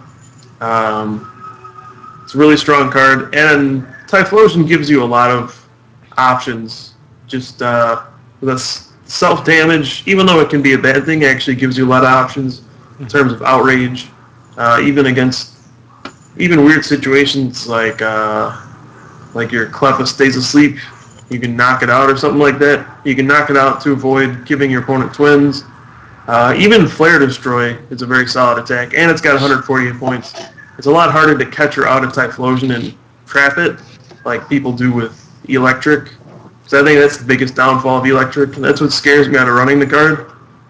They just catch her out, and it gets stuck, because you can't actually Dynamo her to the active. So those are the reasons why I like Typhlosion. It's overall less consistent, but I think it gives you more options overall. I think that begs the question, though. Does that make up for the fact that you have to have two Typhlosions and a Magnezone in play to be fully set up compared to one Magnezone, one Electric? I mean, honestly, the hard part is just getting Magnezone. I think that's true of both decks. I understand getting a Stage 1 is easier than getting a Stage 2, but both decks don't really get going until you get Magnezone. And once you do, you just kind of run through your deck. Once you get a Magnezone, it's not hard to get Typhlosions into play. So I think it just all depends on the Magnezone. The difference is actually kind of minor. So you feel like they're very similar in consistency? I mean, you have to give the Stage 1 deck the nod in consistency, but I don't think it's by as much as you would think. Okay. It's interesting. Yeah, I mean, obviously I disagree, but that's just me being pessimistic and hoping that I don't know. It just feels like and not being the greatest theoretical mind in the game. No, I get it. It's just the fact that you have to actually get a lot of rare candies, whether it be through Junk Arm and rare candy itself. But I mean, you just rely on rare candy that much more. Yeah, but at the same time, you play all that stuff. You can actually play your hand down a lot more than most Magnezone decks. Like you can dump your hand down very easily and just draw back up. You can draw 4 or 5 cards very consistently. And with a lot of other decks, I have a hard time where I just get a 5-card hand and I can't really play anything, and my magnetic draws are really bad. So I think that's a little different. All right. So do you feel like it justifies the fact that Typhlosion is a Stage 2, as well as the extra deck space? That's a yes? Yeah. I mean, in the Electric Magnezone decks, I don't know, what actually are you running that I'm not? I don't understand where all the space goes in that deck. Well, you play 4 Junk Arms. You play more supporters, I believe. You probably don't. I do. I play a 4-2-3 Magnezone line, which is probably one more. Magnemite. Oh, you play 2 Magnezone? Okay. Yeah, I probably play more Junk Arms and Catchers than I do. That's about it. Yeah, I play 4 Junk Arm, 3 Catcher. Yeah, that's probably where the space goes. And actually, that's a lie. I went down to 2 Catcher. But either way, yeah, there's definitely, I guess, extra tech going into the Magnezone deck that the Typhlosion deck can't afford to have. Let's see. Christopher Jester. Are EX is going to completely change the game to where everything is played as EX Pokemon, or are the EX Pokemon just going to be supplemental cards like Magnezone and Reshiram? Well, remains to be seen. But the EX Pokemon are definitely going to be the main attackers. I think it's probably going to be a mix of both. Like, there's going to be decks where there's EXs are supplementing the older decks, so maybe like a Typhlosion deck or something. And then there's going to be decks where your entire deck's based off the EX Pokemon. So, like, you could potentially see, like, Electrode Prime and Rand 20 billion Pokemon EX. Right? That could be the new deck with Kieran, like, Cobalion thrown in there. So it's like an add-on to that deck. And then there's, it's going to be a mix, so... Yeah, it's interesting because Mewtwo is probably going to be the focus of a lot of decks, but at the same time, you can just add a Mewtwo to your deck because it's only 2 colorless to attack. So they can fill any role you want it to. They can have decks built around them, or you can just put single copies of them in your deck. You can go either way. They're so versatile, so unbelievably strong. Just the hit points alone are stupid. Like, what is Kyurem EX at, like 180? I have no idea. And then you play an Eviolite so it gets 200 or something like that? That's stupid. That shouldn't exist. So those cards are going to be good. There's no way they can't be good. But I think you'll find them, you can use them in multiple roles, I think. Okay. Corey Goss has the very next question. Do you think Blaziken is the next set after next Destinies is playable? For 2 fires and a colorless, it deals 130 and you only discard 1 from Blaziken. And it has 140 HP. What do you think you could pair this to be competitive? The problem with the Blaziken card, without me actually assuming that it's not going to be playable, because I can't assume that yet, is the fact that it's not an EX, and 130 is, while at the magic number right now, it's no longer going to be the magic number when that set rolls around. The magic number is actually going to be 200. 180. Is that a regular Blaziken? So it's a stage 2? Oh, yeah. Or no? I'm sorry? Is it a regular stage 2? Yes. It's not an SP. No, it's automatically makes it worse. No good. Yep.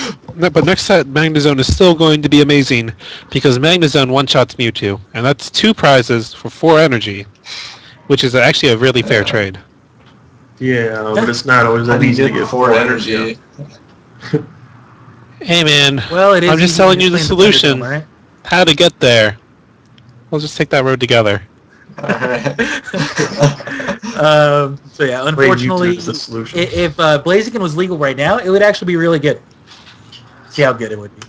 It'd be very, very good. I'm not sure if it would dominate, but it would be very good. Blaziken in a couple sets, it's going to be a lot like Yon Mega is right now. As cool as it was a couple sets ago, not so much anymore. So that's just kind of the way the cards are. Like, unfortunately, that card came a little bit ahead of it, or not ahead of its time, but after its time. Yeah, kind of the opposite of ahead of its time.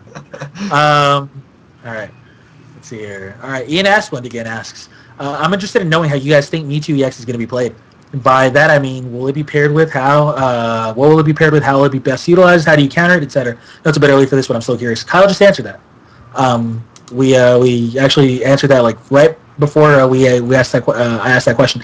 So refer to Kyle's answer, which is the card, it beats itself. So you're going to be able to tech it into other decks that don't necessarily play it, just because you just need a double colorless to be able to one-shot a opposing Mewtwo. And really? Unless they only have a double colorless. Well, you need like a double colorless and like a plus power or something. Assuming they have energy. I mean, like if you can. The math gets weird with just DCE versus DCE, because then it's only, if both players have DCE, that's only 80, which is 140 if they have Eviolite. Yeah, that's 160. That doesn't, and then with Eviolite, you're gonna need to do 190, so you're gonna need to like double plus power. Yeah. So, or somehow get another energy, or it just gets weird. Yep. Agreed. But yeah, either way, the fact that Mewtwo counters itself is very relevant, incredibly relevant. And that's why you're going to be able to see decks that don't necessarily feature Mewtwo that can still actually perform, because they can actually just kill Mewtwo. So yeah, hopefully that answers your question. The truth is, we've never played this format either. We're all theorizing. And who knows, we could be wrong, but I honestly, I doubt it in this case. Never. Jeez. Yeah, especially me. This name I have a lot of trouble pronouncing. Anybody want to help me out? No idea. No idea. Mr. Haas asked, what deck would you prefer to play? Rather in this metagame, Magnezone Electric or Zekrom Electric? I'll pass it to Kyle. Hey, man. I'll pass it to Kyle. Hey, man. Hey, man. Hey. When are you... Whoa, that was weird. No, my headphones are done. It was They're running out of battery. They're two different decks. One is faster, one is more consistent, and has a better late game. I like Magnezone better though. What's going on here? I also prefer the Magnezone version. I just like drawing tons of cards, and with just Electric Zekrom, I may draw dead. But with the Magnezone version, I may eventually draw in the Magnezone, which may eventually lead me to being in the game. So hey. Yep, Magnezone's a pretty good card. Magnetic Draw, you can abuse N a little better. You're not weak to N. Instead, you can abuse it, so that's a plus. All right, what did I miss? Nothing. Next question. Headset went out. Don't worry about it. I want to know the answer. I want to know the answer. Watch the episode. Next question. No, I have not asked. There's no recaps on this episode. You will watch said Magnezone next. Yes, I knew it. All right, Jenny De Leonardo asks, wondering your thoughts about Durant and its legitimacy as a deck. A lot of people really hate it and bash it like it's just a troll deck. There was a thread about it on the Pokegym, actually, and she links to the Pokegym thread. But I was wondering your position on Durant. Right, Kyle. All right, so that thread on Pokegym, please do not believe that. People are saying it's against spirit of the game to use Durant and deck people. Let it sink in. Yes, they think using Durant, which is a perfectly legal an attack that was printed, and decking your opponent out is somehow wrong and should not happen. Shouldn't be legal. That's stupid. Why should I lose that way? People should win by taking prizes, not decking me out. And the truth is, Durant, it is a legitimate deck. It actually does beat popular decks that are very good. I think it's probably the most luck-based deck in the format overall. Based on, you win or lose based on your matchups and a lot of, just opening hands and coin flips. But it's a solid deck, and it actually top cuts at almost every tournament I go to. So, it's a legitimate deck, whether you want to believe it or not. All right. Yeah. I hate the deck. I think it's against the spirit of the game because I keep losing to it. Yeah, this is the only thing I can come up with. People just do not like losing to it because it's an uncommon. They think that's the most insulting thing in the world. That card's not shiny, it's not rare, it's not a legendary Pokemon, it's just a stupid ant, and I lose to it. That's not how Pokemon works. My Reshiram should not lose to a Durant. That is very how the game works. Pokemon's vicious. Have you read its flavor text? It's like it melts down the bodies of Durant insides. It consumes it. Something like that. Anyways, back to decking people. I think the best games ever played are games that end by decking. You see some of the most intricate plays just try to reach that goal, and it's actually a really good treat to watch. As for Durant, it's a little bit more proactive with their decking, but it's 70 HP. It lives or dies by Eviolite, and you just got to be able to do 100 plus every turn.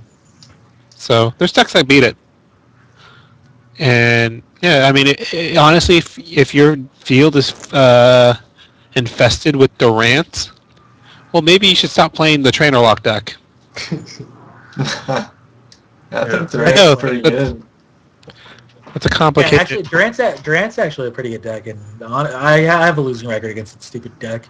But I keep playing decks that auto lose to it every time I play against it. It's like Trainer Lock. Yeah, you don't understand, man. Yeah. Whenever I feel like messing around on PTCGO, I just randomly load different decks every time. And it just so happens that every time I play against Durant, I'm playing against... That is the most popular deck online. How do you lose to it online? There's no Eviolite or anything? There's no Eviolite. You actually can't... I can't kill it. I can't kill it. Serum beats that deck online. I cannot kill the deck. Sounds like you're just bad, man. Every time I... Yeah, I am. I'm terrible at this. Well, actually, online, if you put an Eviolite on the bench, you can still beat it. Yeah. Oh, wow. That works. That works for some reason. One thing I want to bring up about Durant. I don't know if you guys saw this, but that new Heatmore. Yeah. Oh my God! Oh. What were they thinking when they printed that card? Have you seen it, Prim? I've seen it. No, I have not. Have you seen it, Prim? The flavor text of it, yes. No. The new Durant that got printed. The got Heatmore. Or the Heatmore, sorry. No, I have not seen it. Okay, for one colorless, 10 damage. Here's the catch. If the defending Pokemon is Durant, this does 50 more damage. So, one card, I beat Durant. That's it. That becomes an unplayable deck once that card hits. Woo! When is that coming out? I think Yeah, it's it comes out with, 2 or 3. Well, There's never been something that stupid ever printed. have you read the original, the other Heatmore's flavor text? It's Yeah, I kind of have, but this... Come on, you cannot print a card that says one colorless and beat this deck. Durant's insides. You just took away an entire archetype. He's from- eating the Durant. You can play one card and you just... Oh, what is Bram doing? I mean, the same can be said about Cryogonal taking out Donphan. I mean, I think they're just starting to get into that little phase where It's one they're printing colorless. counters. Yeah, one one colorless colorless. energy. You knock out a Durant. I agree with you. I think that's kind of sick. It makes Actually, I it don't like more that. viable, that's for sure. You should just play Durant while you can. That's all You it see means. who's dominant. Heatmore has overrun Durant. And it's insides. Quite brutally, like... All I want to say is that I've played Durant one time. I played Durant one time. All right? And this is what happened. I went first. I got a turn 1 collector. I got all 4 Durants in play, and I passed. The next turn, I passed. The next turn, I passed. The 4th turn, I got to actually use Devour. I got destroyed. But that's the one time I've ever played Durant. That is sick. That's not fair because everybody else gets that turn 1 Durant on me, but they actually have the energy. Listen, I know how you feel. That one time I used ZPST, everyone turn 1's me, but I only turn 1 them every so often. What is this? Shut up. So often. I hate you. I don't think I've ever turned one at anyone with that.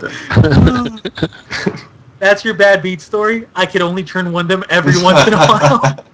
I played a deck that was aimed to turn 1 people. A basic of every type that does like 20 damage and 4+ powers, 4 switch. Just ways to knock out a lone basic Pokemon. I played 6 games with it, and 0 times I turned 1 somebody. They just flipped over like a Kyurem every time. Like, how many times do you start with like a lone baby or like a lone Magnemite or something like that, and you would just lose like This 6 many games in a row? All my basics have 130 HP, so... All my Yeah, basics- your deck is different. 110, You think in 6 games you find somebody 70 with a HP. basic yellow and you can turn 1 and... But no. It's Yeah. harder than you think. Yeah. So sick. Bad Alright, deck I'm Monday, getting man. tired of this Grant topic, man. I went This 3 Grant and topic 3 is though. tilting me. Alright, Andrew Carbon asked if there's going to be any Top Cup members at the New Jersey Marathon. Before I get to the second part of that thing, And What's- considering it. Not- really? It just depends how burnt out I am after Florida and how many points we have and all that. If I do go up, it's going to be towards the later end of the New Jersey Marathon, but I may make an appearance. Not sure. Wow. Yeah, I didn't know that, and hopefully you do go, because that'd be kind of cool to have a Top Cup member at another marathon. But yeah, if he doesn't go, then I'm pretty sure the answer is going to be a resounding no. In Chicago. But again, yeah, the same thing applies where if anybody does want to help us out with video coverage, please do so. And his other question was, what are your thoughts on Scissor Prime as a Kyurem Cobaline counter? Kyurem can run on water. So, Scissor kills Kyurem. yeah. That's actually not bad. Just Scissor is bad against everything else. Touche. Yeah, that's Touche. weird. Back at it's a stage 1 kind of sucks. If it was a basic, it'd be nice. It's actually not a bad card. I've always liked Scissor, but the big fire dragon that's very popular is kind of a counter to it. Yeah. All right. Timothy Bauer, with Truth variants having such a hard time against Cobaline, Kyurem, and Magnezone, and even Zekrom being able to steal early games, is it a good choice for the city's metagame? No, I don't think so. I No. personally don't believe so. I don't like Trainer Lock I'm that not- much. When you set up, it's still a strong deck, but the problem is setting up. Yeah, like first Well, the off, problem you're is already Kyurem. running into That's a the main consistency issue where you live or die by twins, and then there's some decks that even take twins away from you, so then you just auto lose. So Yeah. Yeah. I mean, if you list out all the things you have trouble with, it's not good anymore. There's Hiram is bad. Cabalion is probably bad. Anything with Electrode takes away your twins. Durant is bad. I mean, what else? A lot of the Magnezone decks are bad. Yeah. The card bad. is bad. Yeah. I actually brought the truth to the last city I came in second at because I didn't want to play the basics deck. I played a handful of games before I had to register. I just couldn't win with it. I just kept losing, so I switched back. Not a bad move. All right, Michael Weldon, I just want to let you know that Squirtle is my favorite Pokemon, and I approve of your picture. All right. Give me Mike Turtle. What's up? Oh, no, good. All right, Mike Turtle says, how do you feel the stadium card, Pokemon Stadium, for the upcoming next Destiny set will be used? And what decks do you feel it will thrive in? Does anybody know what Pokemon Stadium does? No idea. Oh, it's the one that reduces retreat costs for basic Pokemon. By one? Yeah. It's good. That's good. Good. By the way, check this out. I got Bro Snivy. That is cool. Those things. First the Tepig, then that. Where'd you get that? Online. Online? How much does You it bought cost? that? You So bought like it? $30 or something? More money than he's willing to admit. It's like 25, but hey, and then shipping bumped it It's up. cool. to It 30. came with a free hat, bro. Actually, the hat I added on. Do you think they make a product like that, Cram? Did you see the World They make Pikachu? the freaking World's Pikachu, man. Are you kidding It's a me? special occasion. Check it out. I hope somewhere out there in It's the world, totally James a- Arnold We're is not watching. start off with the final product, all right? He's totally a pro. All right, let's see here. Pokemon Stadium seems fine, I guess. I don't see it automatically like being a big part of any deck. I think it's probably My just gonna be- Terrakion only has a 3 retreat cost. I like it. It's actually true. That's a great point. Oh, Virizion only has a 0 retreat cost. Yeah. Oh man, and the Dragons only have 1 retreat cost? Are you kidding me? And my Mewtwo has 1 less? Oh man, my Mewtwo has 1 less too, buddy. All right. This is Troll Day at the Top Cut. James That's Proctor says, do you guys think Mew would be a good tech against Mewtwo? And what would you have voted for Herman Cain? He loves Pokemon. Yeah, Mew's fine. Mew's actually a really good counter. It depends how many prizes you lose by doing Mew. Yeah. I'm going to assume you only lose one. I think Mew is the best counter Yeah. to Mewtwo, Yeah. Yeah. honestly. Um, If you lost Zona, Cinchino, Then they could just stop attacking with Mewtwo. Laws on his Zoroark is fine, too. And Yeah, just do see. I mean, the thing is, a deck that plays 4 Mewtwo and Electric is probably not going to be able to beat Mew. So, just got to keep that in mind. But yeah, I think it's definitely great tech against Mewtwo. It just depends on what the Mewtwo decks. will live on. It just depends on what the Mewtwo decks actually end up running. And yes, I would have voted for Herman Cain. Absolutely. And you see all the stuff he quoted? Yeah. Pokemon Yes, movie I did. Like the 2000. whole movie. That was great vote, Yeah. man. And it Voted was every ending great theme part of that song. movie. He's a And then- women abuser. I would not vote for that. Yeah, probably takes away from You it. know. So he did mention Pokemon. Well, he and then the Daily Show also mentioned a quote from Mewtwo, Yeah. and then they also mentioned a quote from Slowking. Yeah. I wonder if he just got like massively trolled, like by the guy writing his things. Like maybe he just like was the victim of the biggest troll ever, and like he didn't write his own things. And, yeah. Well, he clearly This guy was just sitting there going like laughing every time he wrote it. he clearly did not write his own thing, and like the guy who wrote it was probably just like, as soon as he actually started saying that word for word, Cracking up. yeah, he just starts laughing. It's terrible. So to Herman Cain's writer, thumbs up. Thank you. I want to know who the person was that actually figured out that was from the Pokemon movie. Who actually knows that and why? Aside from Kyle, I don't think there's very many people in For the all world you know, who do. for all you know, we could know that person. He just doesn't say he's the I'm writer. looking at Kyle right now. Yeah. Right? Yeah. Yes, Okay, Kyle. even I don't watch Pokemon the movie 2000 every day to know that quote, alright? Every I probably day. watched that movie once or twice in my life. I'm just Once saying. or twice a year. But I don't have it Just saying, the memorized. possibility is out there that we actually may have met this person. That is true. Yeah. That's True.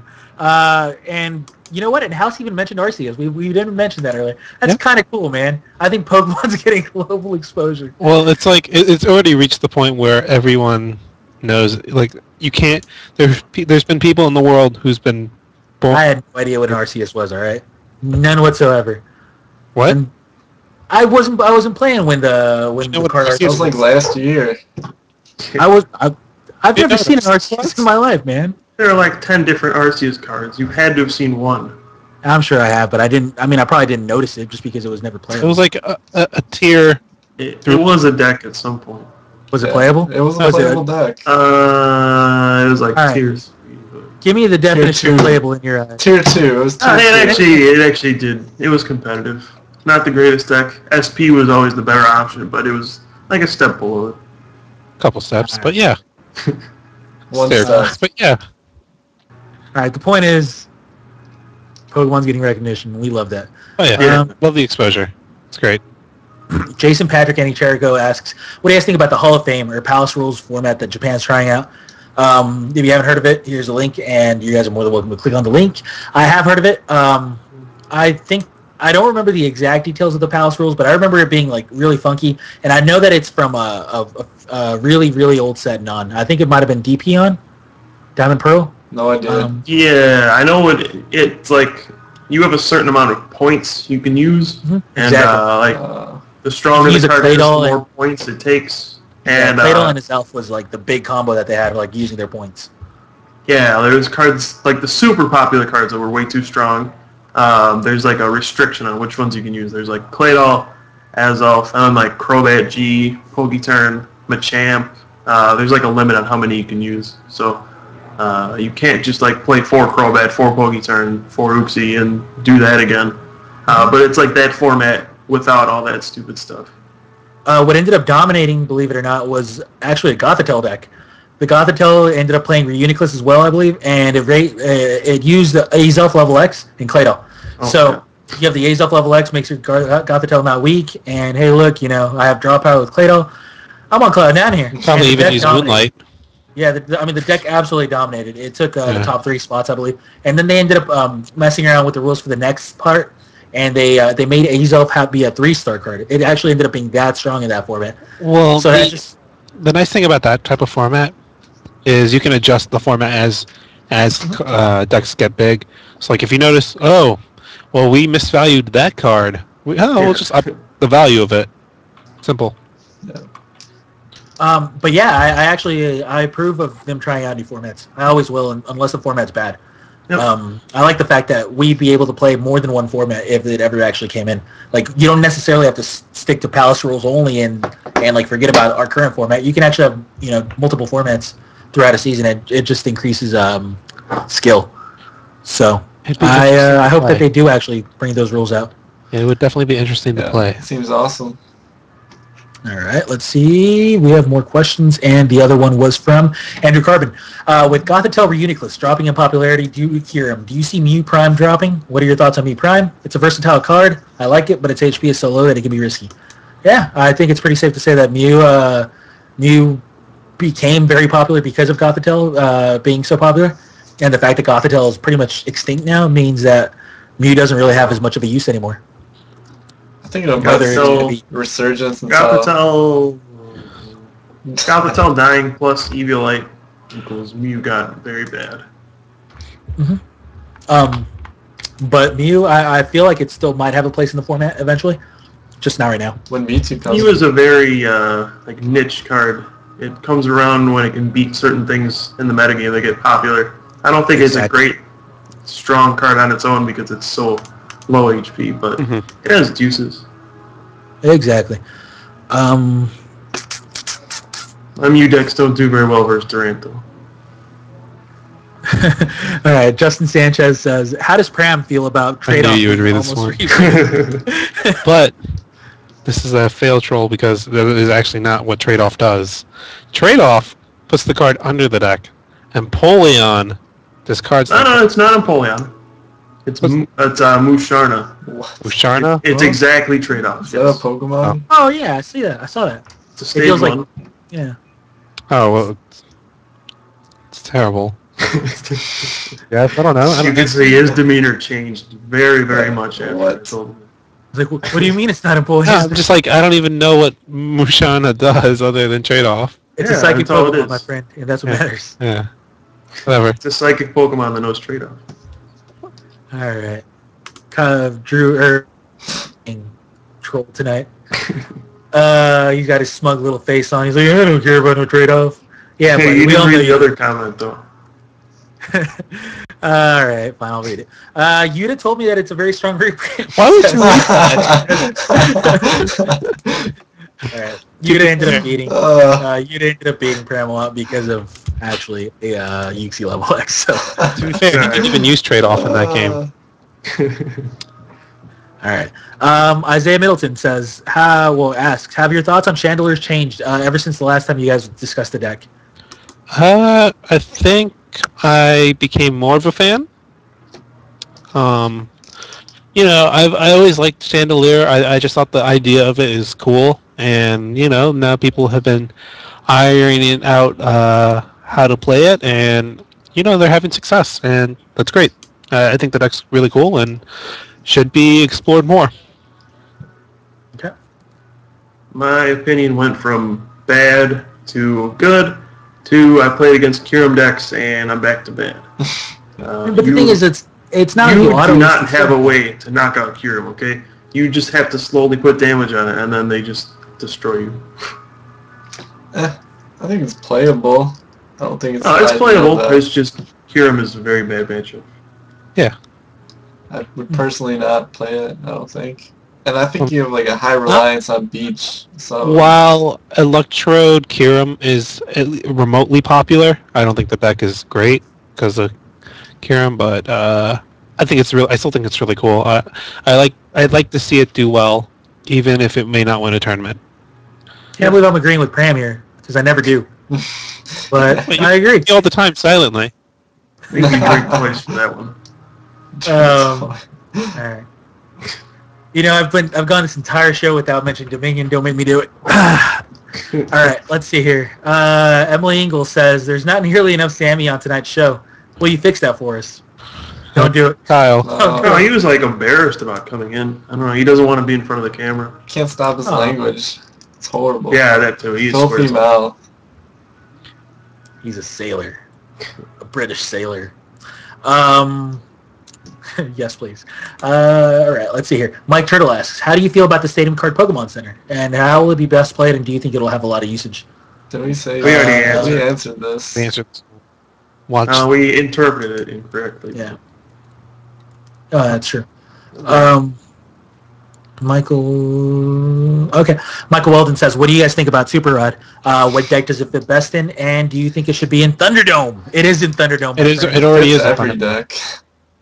See, that's why we're getting these questions about Zekrom and Thundurus. They don't even play Super Rod. Boom. The thing is that I think Super Rod is underrated by. I hope this doesn't come out wrong. It's underrated by the majority of players. People that are world-class players tend to immediately notice Super Rod and think, this card is a card that I need to include in my deck. And the majority of the population doesn't. It kind of takes a while for them to ease into it. And I think that's kind of been the story of like a Super Rod type of card for the entire history of the game. Like Night Maintenance was rarely used, and it ended up being, it's a crucial... Nightly Garbage Run. Nightly Garbage Run, yeah, that's what I meant. Nightly Garbage Run was like rarely used, and it was such a dominant card, and it took a while for the majority of the people to use it. But the entire time, like you could see the world class players playing it from the beginning. It's so good to be able to recycle options. One thing I do remember though, and it's never gonna leave my memory, I guess, is Jason Klaczynski not playing the Night Maintenance in his Gardevoir deck. Yeah, that was dumb. He still stands by that. He refuses to play Super Rod. I mean, I understand the reasoning. But it was such a BS reason, because, like, he was like, okay, under a timed game and Guardian Mirror, well, clearly the game's not gonna go long enough so where I actually need to play Night Maintenance. So clearly I shouldn't be playing Night Maintenance. His theory is more like, well, if they knock out 4 of my Pokemon, I'm gonna lose anyway. Yeah. It was 4 of my attackers, I mean. Yeah, it's just ridiculous. It's like, well, what if you have stuff prized? No, that's stupid. This doesn't happen.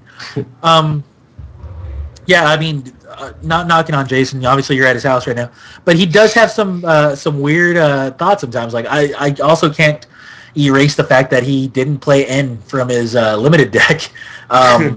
They actually had a series. I don't know if you guys have been keeping track, but these guys had a first 111 game series, which actually just recently ended. But one of the little mini formats that they had was Noble Victories only. Yeah. And Jason chose not to run N, the only form of draw power in the entire game. So he chose to play a 60-card deck without the card because he thought that it helped your opponent more and that people were bad if they decided to play it. And he called me a fish and a nit and many other offensive terms. I mean, the thing is, guy's amazing. Guy's probably the best player in the game. But he does have his weird thoughts, and the Night Maintenance is one of them. His biggest weakness is himself. He gets so arrogant and like refuses to listen to other people. When he thinks he's right, he will not change his mind unless he gets beaten relentlessly. Then he will change his mind Slowly. Like Durant, he thought that was the absolute worst deck in the world, and now he's in the other room playing it. So. I remember that. Yeah. He was like, "This is the worst deck ever. You better not play it." Blah blah blah. Yeah. So, what are they doing? We'll find out. Someone probably lost to Durant. All right. Let's see here. Kyle and Michael from Christopher Miller. What are your guys' expectations for the Florida Marathon? How many points are you expecting to get from marathon events? All right, Mike. I already know your answer. You're expecting to get to 30. So how many? Gonna win them all. No, I'm not gonna say I'm gonna win them all. Come on, that's arrogant. just his remaining 3. I'm gonna say the modest answer of like I'm expecting to win 1, and then maybe do well at the others. By do well, you mean top 2? Top cut. I was gonna say top 2, just top cut. If I'm gonna make top 2, I'm gonna win that tournament. But if I'm gonna top 8, then who knows. Well, like top cutting is actually the most important part. Once you get there, there's like a slim difference. I mean, for it's like top 8, difference, right? Yeah, for top 8 you get 4 points. Yeah. Top 4 you get 5, and you win you get 6. So just top cutting is not right.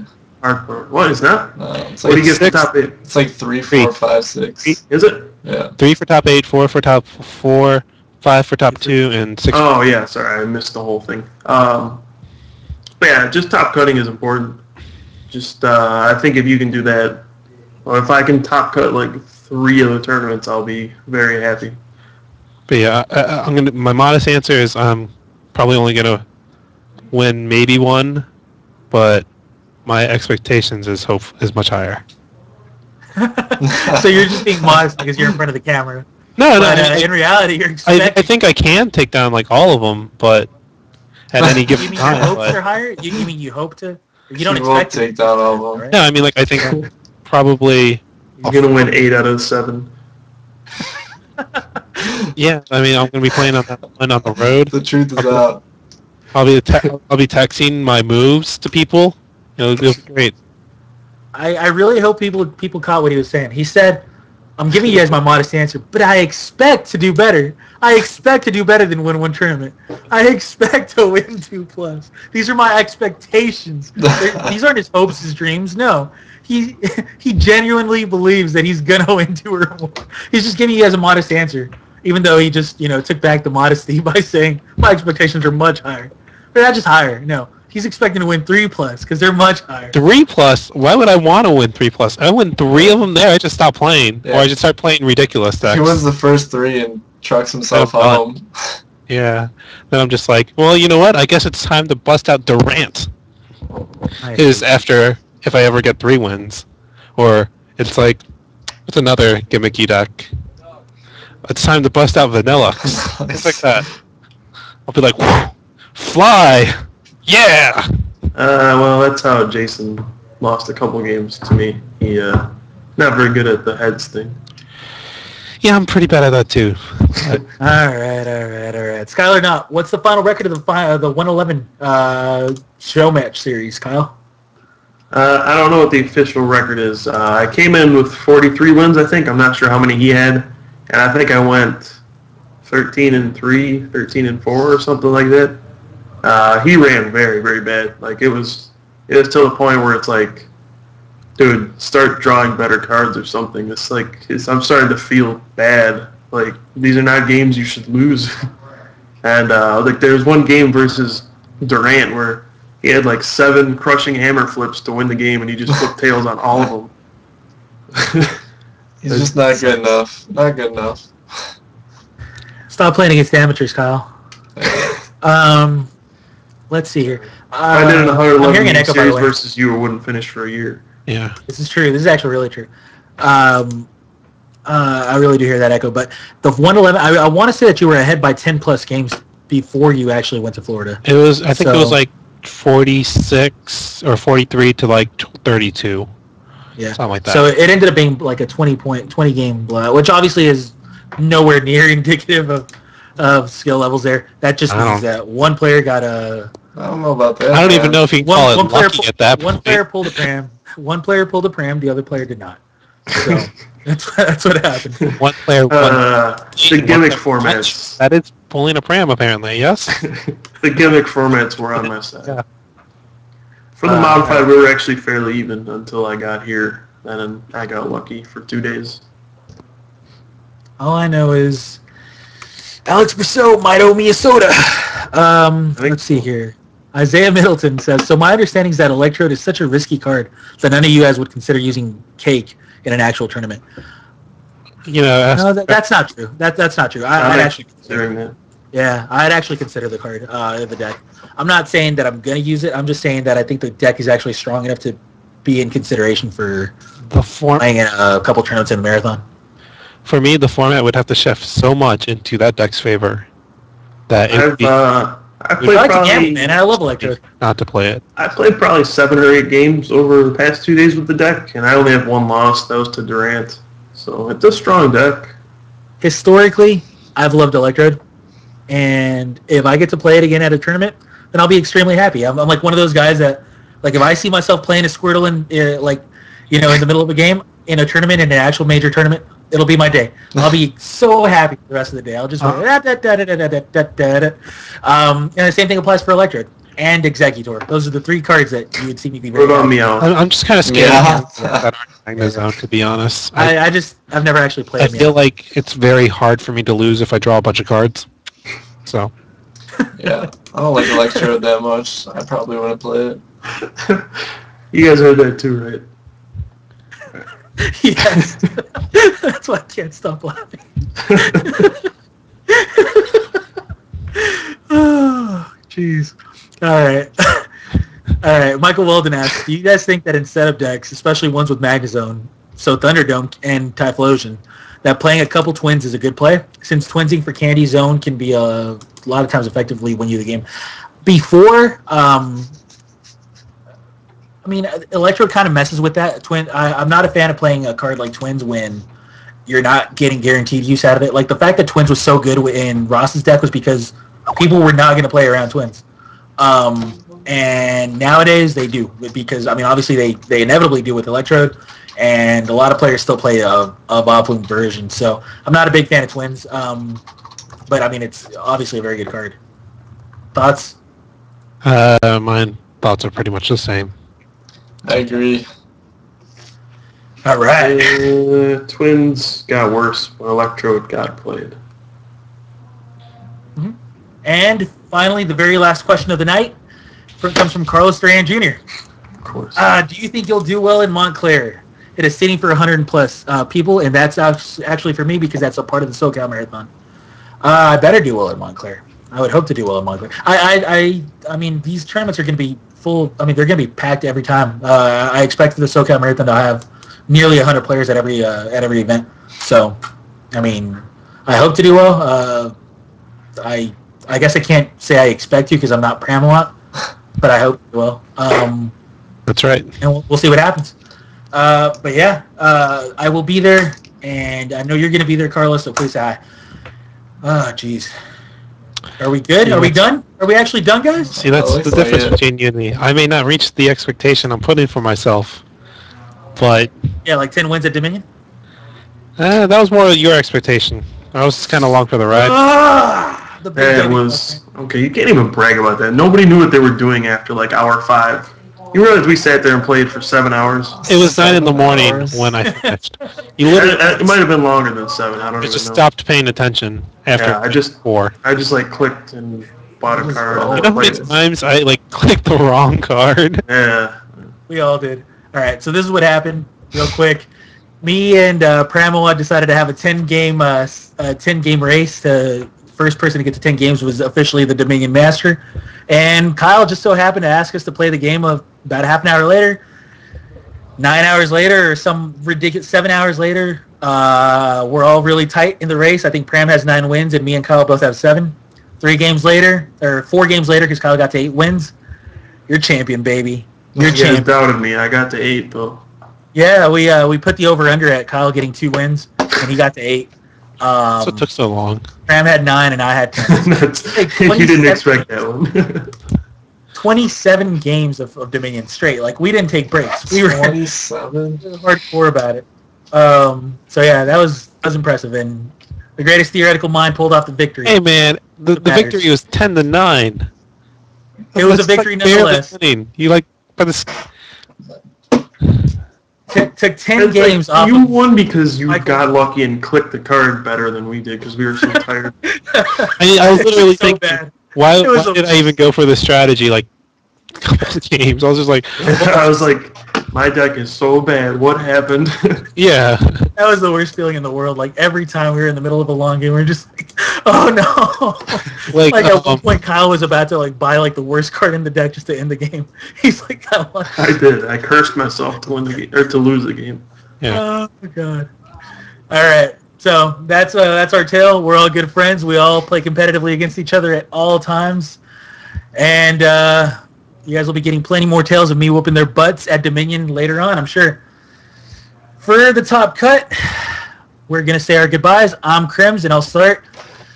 Thanks a lot for watching. We will see you guys at our respective marathons. I know that Kyle's already in Florida. Michael's about to head over to Florida. I believe he's going to get there on Friday, which is tomorrow. Go figure. Thanks a lot, guys. I'll be at Goodyear on Saturday for my first city championships. I hope to pull off a big W. Take it easy. Kyle and I are going to be at the Florida Marathon. I'll just give the usual spiel. Come say hi. It's going to be a new area for me, so, if you're a fan of the show or just fan of Pokemon media in general, come say hi. I'm sure we're going to be recording games. So, yeah, should be a good time. All right.